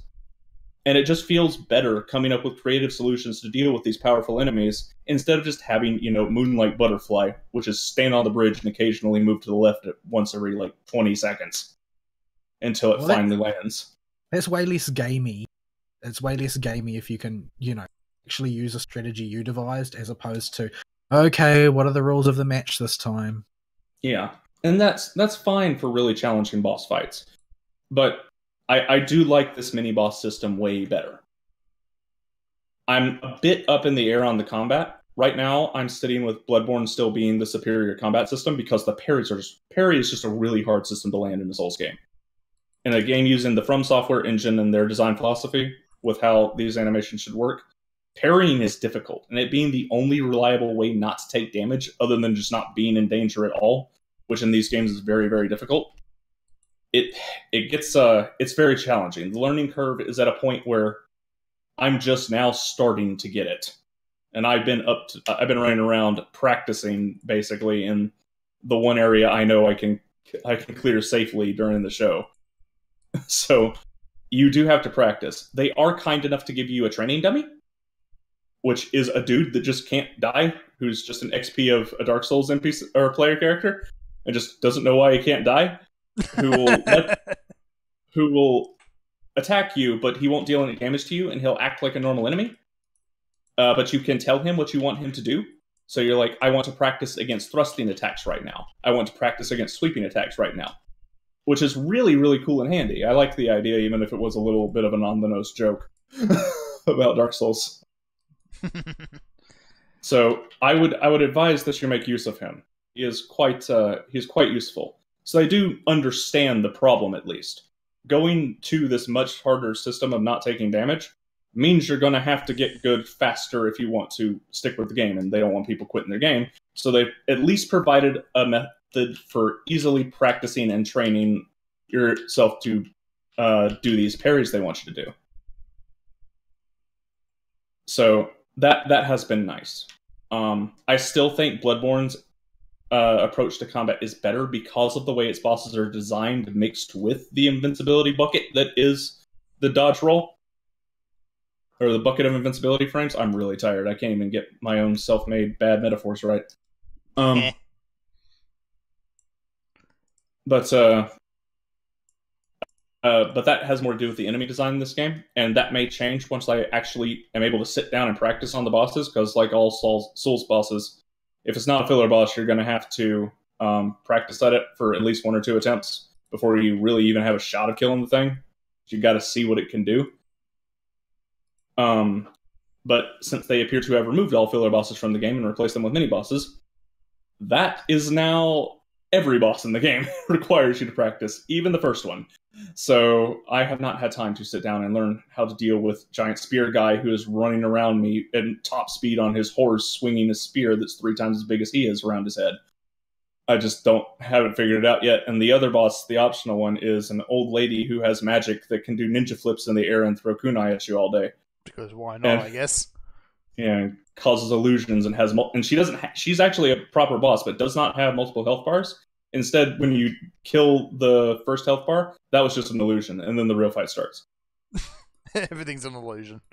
Yeah, they make you think, oh, this should be easy after the really tough fat mini boss that they even gave you an NPC to deal with that respawns every time you die because you need him so badly for that fight, which is rare, unheard of in a Souls game. To beat, like, oh, I got this, I'll beat her easy. Phase 2, oh, there's ads everywhere. Have now fun. What do? Yeah, it's good. So it strikes me that cool. FromSoft isn't taking themselves quite so seriously this time around. Oh, I'm not sure they ever did. I think Miyazaki just wanted to make a cool game, and the story was an afterthought to him. Mm-hmm. And he's gone on record saying he just thinks that a medieval setting looks cool. Yeah, and is a cool thing. It sounds more to me like that they have realized at this point that their fan base are a meme. Also that. Yeah. That or Miyazaki just genuinely is going to make the games he wants to make and doesn't care what people want him to make. That's an admirable attitude, I think. Just yeah. I don't think you have like this quietly in the background poking people in the eye thing unless you realize that your fan base is a meme. Yeah. So that's the other thing about this game. It's and the other reason I don't feel comfortable calling it a true Soulsborne subgenre game, it's not an action RPG. it's a stealth action game. The RPG mechanics have almost entirely been removed if we're talking traditional, originating in the West, Dungeons and Dragons RPG mechanics like leveling up with numbers and stuff. Your base damage, at least as far as I've played, I haven't found a way to crank it up yet, stays the same, and it takes a more Devil May Cry-y approach to upgrades, where you buy new tools. And the stuff that, the like one upgrade that will increase your healing effectiveness or whatever, is on a branch of the tree that doesn't lead to the ultimate skill and costs 1 billion points and is way off the beaten path. They really focus hard, and to even be able to level up your health bar, you have to either beat 4 mini-bosses or beat a certain number and find the remaining prayer beads in the world, of which I found 1. Just 1? Just 1. And it was right before the show when I accidentally triggered a wall to dump me into a secret treasure room when I was just standing against it. Huh. As you do. So the RPG mechanics are almost non-existent and very heavily cut down.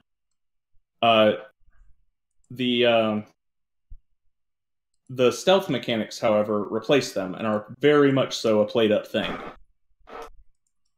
The stealth mechanics in this game are what I would call traditional stealth action game mechanics. Just from a cursory glance at other stealth action games, I don't play that subgenre very much, so I don't know how standard these are, but you crouch to stealth, and when crouched, you move slightly slower, but you make less noise, and that's a factor in whether enemies can detect you as well as line of sight. Yeah, that sounds pretty standard. You can stand in tall grass or bush-like things, which thankfully every bit of foliage that seems to rise up to just below the wolf's neck counts as a bush. I have not found one that has been not really a bush that you can hide in. You can hide in all the foliage that's that tall. It's a bush, but it's not a bush. The real question is, are there things that are much bigger that you can't hide in? As long as it breaks line of sight, it seems to be fair game, but I have no idea what objects in the game break that rule. So yeah, because of Sekiro's change to combat, where the focus is on parrying, a very difficult mechanic inherently and suited for one-on-one fights, you don't want to get ganged up on in this game. It's bad news bears. Even mooks will kill you. Like, dudes can already kill you in 3 or 4 hits if they're the weakest mook in the game. 1 or 2 if they're strong, if their mini boss are stronger. You cannot afford to be dividing your attention against that many dudes and timing your parry button to every single one coming around you. So you've got to systematically remove them with stealth kills. And stealth kills are just instant death blows that don't require you to take any health, deal any health damage to the enemy or break their posture at all. So you oftentimes, while you're learning an area layout, instead of learning it in a way you would the other games and finding the most efficient way to just punch your way through or run as fast as you can past the enemies you don't know how to deal with, you do have to develop a mastery of the area you're exploring and find where the areas are safe to move in, get in position and take out the dudes that are going to be a problem, find the gunner at the top of the tower and how to kill him without getting spotted by the fatty that's patrolling around, stuff like that. And eventually it becomes very almost rhythmic when you do it a bunch of times.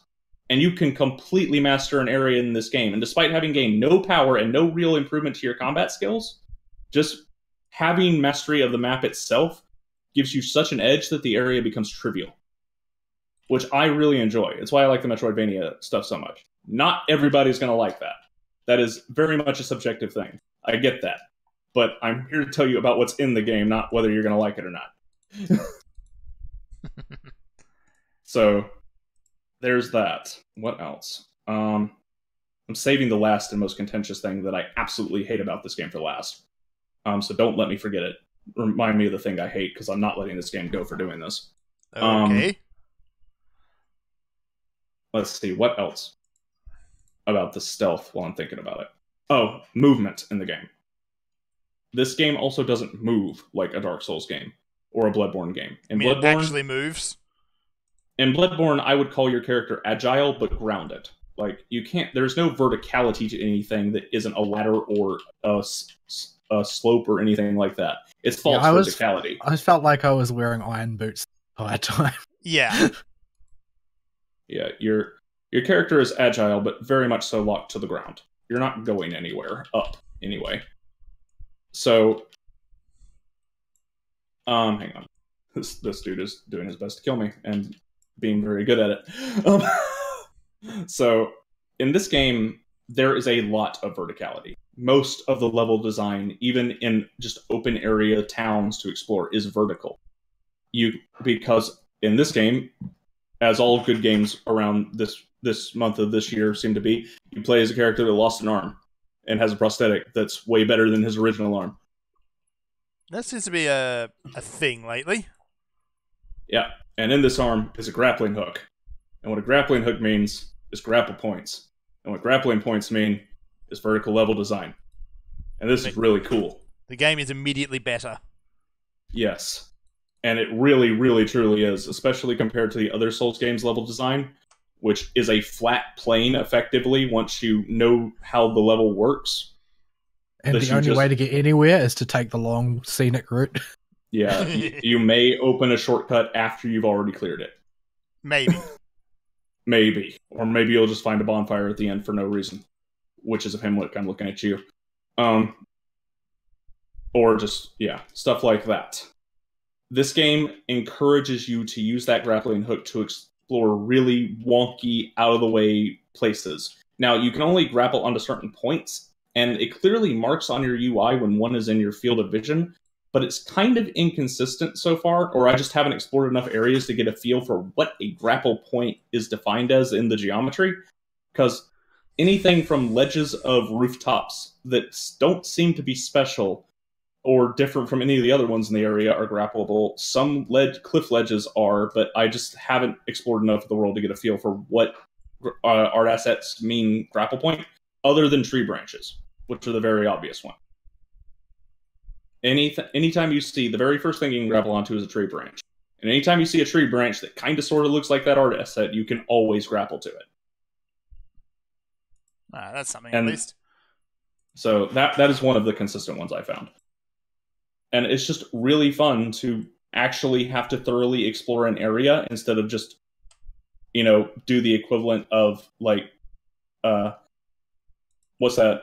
I'm so tired. I'm brain farting on the name of the game, the SMT game that drove me up the wall on the DS. Strange Journey, the Strange Journey one, right? Where you just go one tile at a time until you've systematically walked on every single square inch of the area to make sure you picked up everything. Berserk, who does it? Yeah, don't like that genre.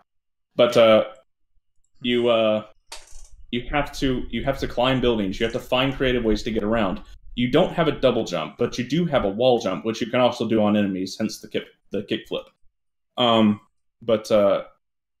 Yeah, and you use that in conjunction with the grapple to creatively get around. And as I found out, apparently you can even go through walls in the right scenario. I don't know why that wall is special. Is this a design feature or is this a bug? No, the wall had a full animation while I was leaned up against it. The wall spun around and dropped me off in a treasure room.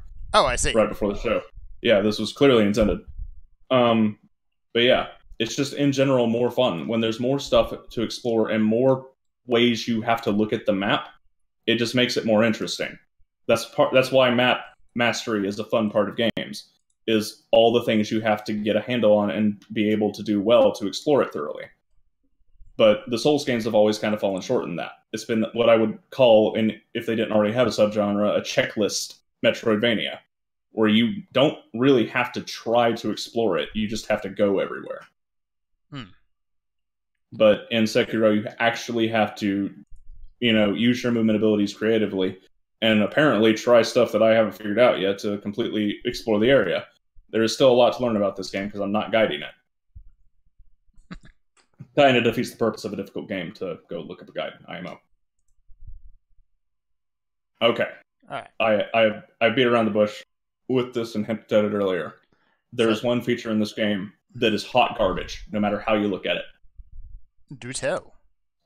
So, due to your health draining much more quickly from enemy hits, and the parry system being an inherently harder way to avoid damage than dodging or blocking, you are going to die a lot more.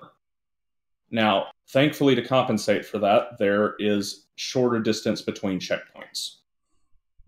And checkpoints are much more frequent. But every single time you do die, there is a random chance that somebody somewhere in the world will get afflicted with a debuff called Dragon Blight or Dragon Rot or something like that.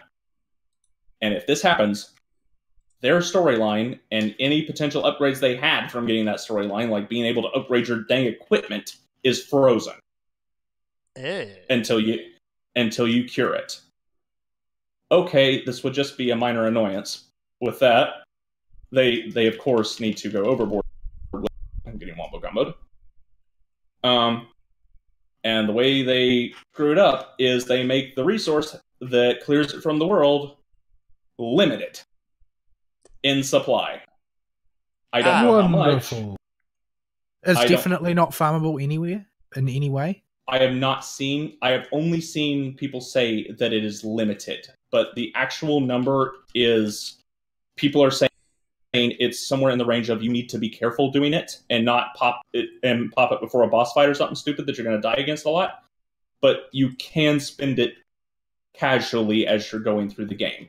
So what that means, I have no idea, and I just haven't spent the only one I found. Yeah. And so this mechanic, no matter what way I look at it, is just hot garbage. I hate it. It is just a player frustration mechanic. Oh, they've got to have one. Every game has to do something just appallingly wrong. That's pretty much what I've come to believe over the course of many. It's a rule or something. There's never been a game that I've loved so much that hasn't had at least one thing in there which just makes you think, why did this have to be there? It was such a good game, and you went and did this? Why? Yeah. If I had known this going into the game, this is almost a deal breaker. Like, I find junk like this, in particular, limited resources on something punishing you for learning, to be incredibly annoying.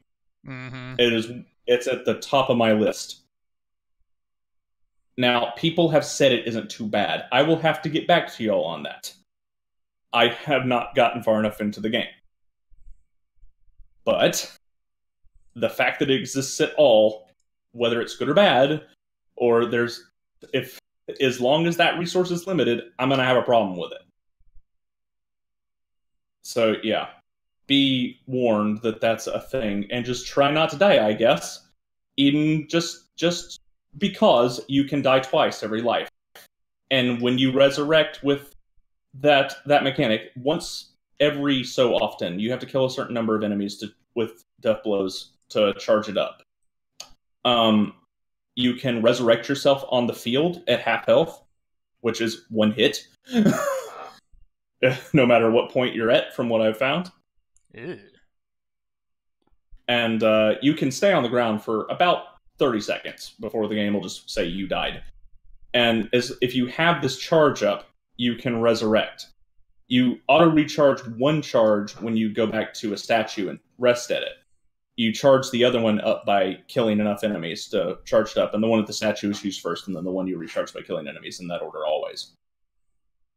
Both of these have a stupidly higher chance to trigger the Dragon Rot effect than just dying. Ah. And according to reports online, it's somewhere around 10 to 15% chance every time you die that somebody's going to get sick. And when an NPC gets sick, thankfully you can still use their basic functions if you've already unlocked stuff for that particular person, like you've already unlocked them as a merchant. They'll still sell you items, they just can't talk to you because they're coughing their lungs out. You've already talked to the dude that upgrades your prosthetic arm with extra tools. He'll still put new ones in there. He just can't tell you what they're like or how they're doing, or progress his story to unlock whatever his other services are, because he's busy hacking his lungs out. Charming. So yeah, not a fan of that at all. But it is a thing. And so far, I'm tolerating it. If this is bad enough, though, I'll just flat out drop the game. Yeah. It seems like such a risky mechanic to include that I would have thought they would have tested it pretty exhaustively to determine whether or not it was going to seriously kill the game. Yeah, this is a very dangerous mechanic. Looking at this game blind and just having a cursory knowledge and a little bit of a general explanation of it given to me by people that on the Reddit as soon as I realized what the heck was going on. This could go very badly. They may handle it masterfully and I wind up liking it. Probably not, but we'll see. So, that's all my experience with Sekiro and all the stuff I feel that the listeners need to be forewarned about if they were thinking about maybe picking it up. Okay. Right, we've got some news and not a whole lot of time to get through it. So, where should we start? I'll pick the news again this week because I'm bad. Yeah, you kind of are. Oh. You weren't expecting that my one. box, by the way. Yeah, no. Yeah. Anyway. As is show tradition, somebody remembers before it's too late. Or when it's too late. Yeah. So, this week's, the thing that's got everybody going ree about is, of course, the Epic Store again, and they've put a Bogart on another popular upcoming game. This time, it's totally not Fallout. It's Outer Worlds. Everybody was like, well, this is going to be the return to form. Obsidian are finally going to get the opportunity to make a good game instead of waiting and watching while BioWare screws the pooch and Bethesda screws the pooch and everybody else screws the pooch. Mm-hmm. Then they can get their hands on it and turn that turd into gold. But no, as Tattletale once said, the dog is royally effed. She did not censor, though. She did not censor it. No, she didn't. Yes, the pooch is royally screwed. So, yeah, this is getting really tiring. Is every time there's a popular, interesting-looking upcoming game, and suddenly it's exclusive to the Epic Store. Like, Tattletale's quote applies to the whole games industry right now. Yes, it does. Dog is effed. Yeah, and it's just the simple reality that the huge bags of money that Epic is throwing around are just too attractive to developers, and they've got a lot of costs to cover. Yeah. And the more annoying part is it's working. Well, yeah, it would. It would work because the reality for a developer is that they already split their profit with the publisher, and the most common type of deal is the publisher gets a big share and the developer gets a small share when the publisher's investment hasn't been paid off, and then those approximately reverse when the payoff has happened. So if you can shunt your game into profitability from a big Epic payout before it even comes out, you get more profit the entire time. Yep, well, we saw that last week with that Kickstarter one. Yeah, once you paid off that investment, then you've pretty much you're home free. A much larger percentage of what you earn turns into profit. Considering that Epic takes a smaller slice of the pie, there's very little obvious reason for a developer not to go with that. I mean, we saw that the Phoenix Point people said they got enough money from Epic that they could pay off their entire backer investment and still be in the black before they've even released the game. But they're like a 30-man outfit. Yeah, that is still a Obsidian's like a 200-man outfit. Like, just how much cash did Epic put down? Fortnite levels of cash. Fortnite levels of cash, yeah. That's all the of thing. That's the thing. Fortnite's making $1 gajillion. All right, so I guess I don't know how long the attention span of kiddies is. Can we bring back the Death Star made of money? I think Epic has this is up a level from the Death Star. I'm not exactly sure what's up after the Death Star. If someone says Death Planet, by the way, I'm going to smack them. Since the dog gets effed in the games industry, we can just go ahead and use Episode 7 and just say the Death Planet made of money. Episode 7 was okay, I guess, at least. I think it was worse. I think it was subpar as a movie. I don't think it was awful because we were showing the true heights of awful by 8, Yes. But it was still bad. Oh yeah. It was a potentially okay setup for stuff that turned out to be haha red herrings. Yep. Let's not go down that. That's not. That's a rather deep, dark rabbit hole, that one. We've got some sales numbers for Devil May Cry 5. 2 million units already sold. Devil. Devil. So to let me help you guys that have not literally followed the Devil May Cry history and story the entire way through. So this is the initial projection of the entire lifetime of Dino. Yep. When that game came out. That they then cut in half twice. And still failed to meet until they made the game free on PS Plus. And re-released a version that literally had everything that they said they didn't need in the game in the first version. Yeah. 60 FPS? You don't need that. Lock on? You don't need that. A likable protagonist? Oh, we still don't have that. Oh, we can't fix that. Color-coded enemies? These are a great idea. What, you hate that? But Ari, squirrel semen. Why? There's no saving Dino. No. There is not. Everything. Sniper rifle abortion. Oh, Fox News. There's so many things wrong with Dino May Cry, and that's just the writing. Yeah. But the good news is, with this news story, its chances of taking over Devil May Cry are basically squashed to dust. Yay! It's not coming back after this.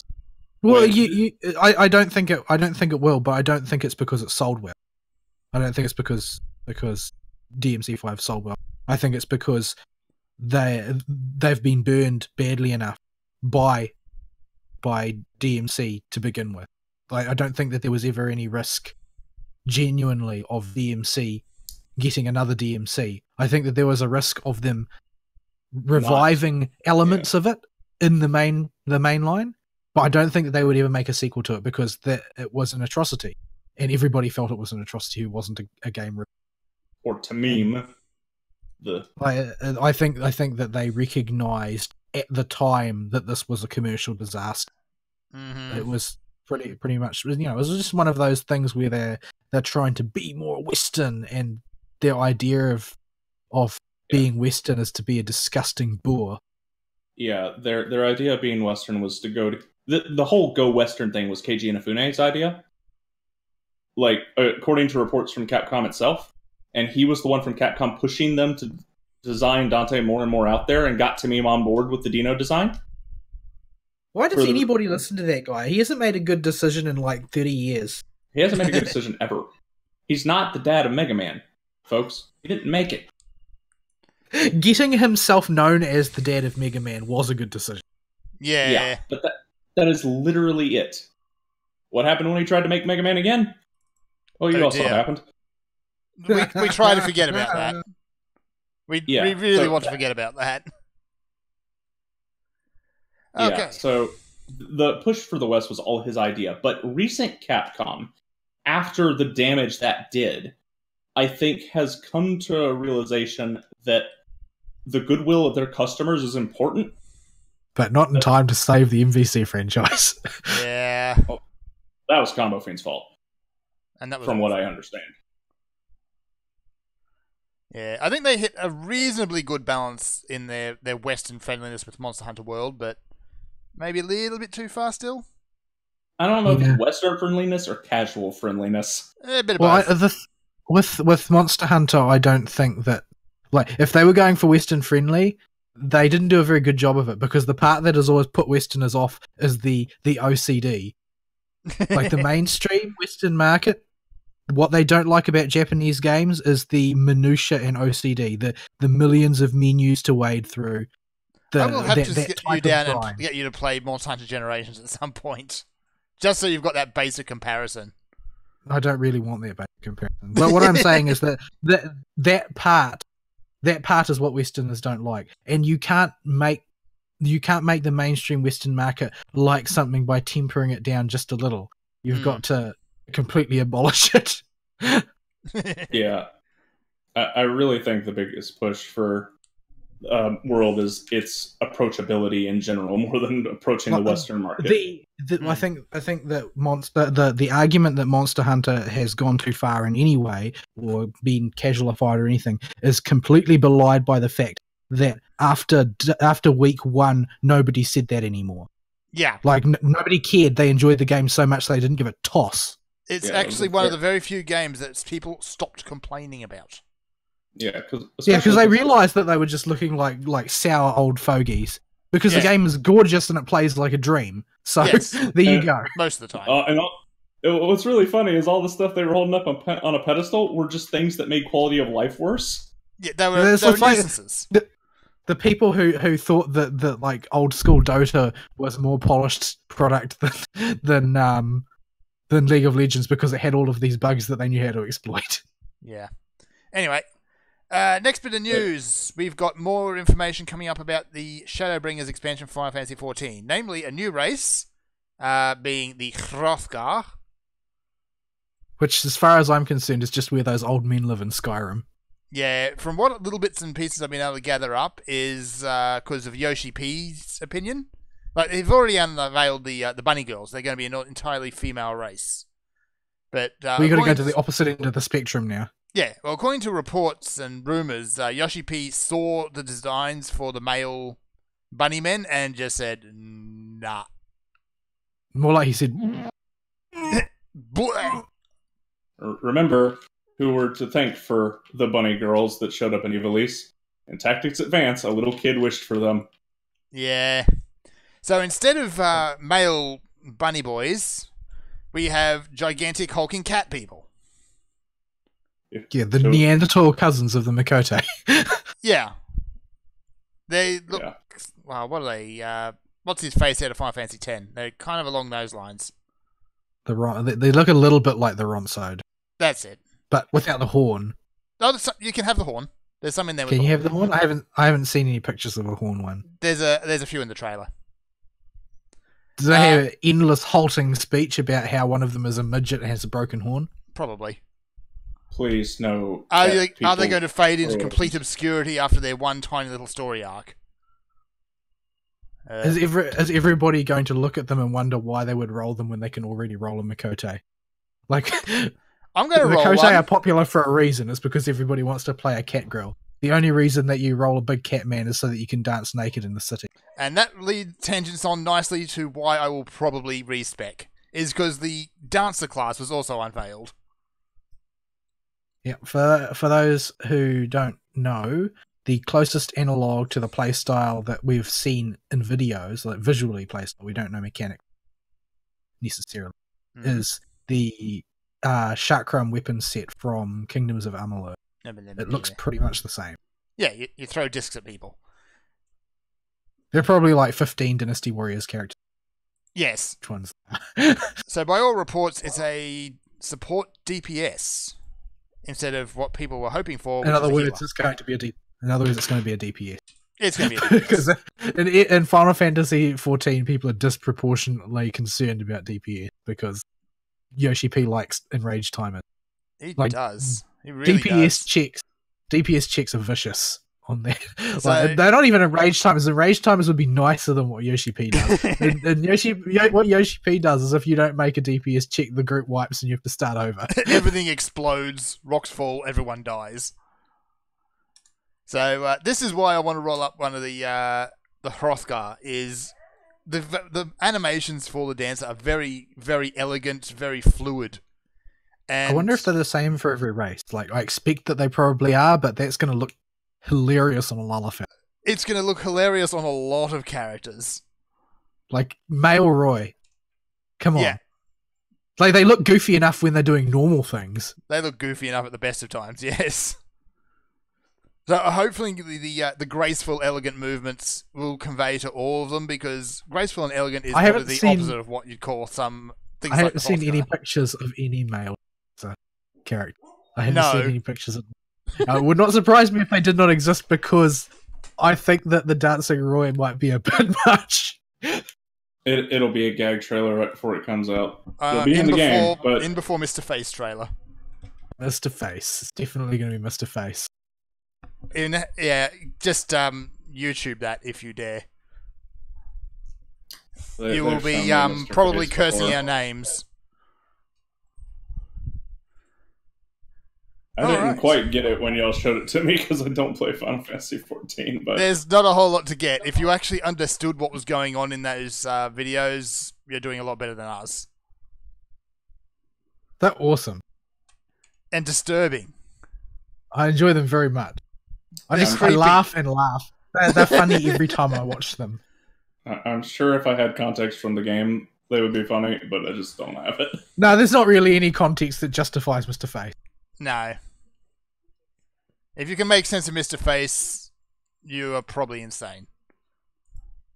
Anywho, moving on, we have Persona 5 R, or Persona 5 The Royal, coming up in April.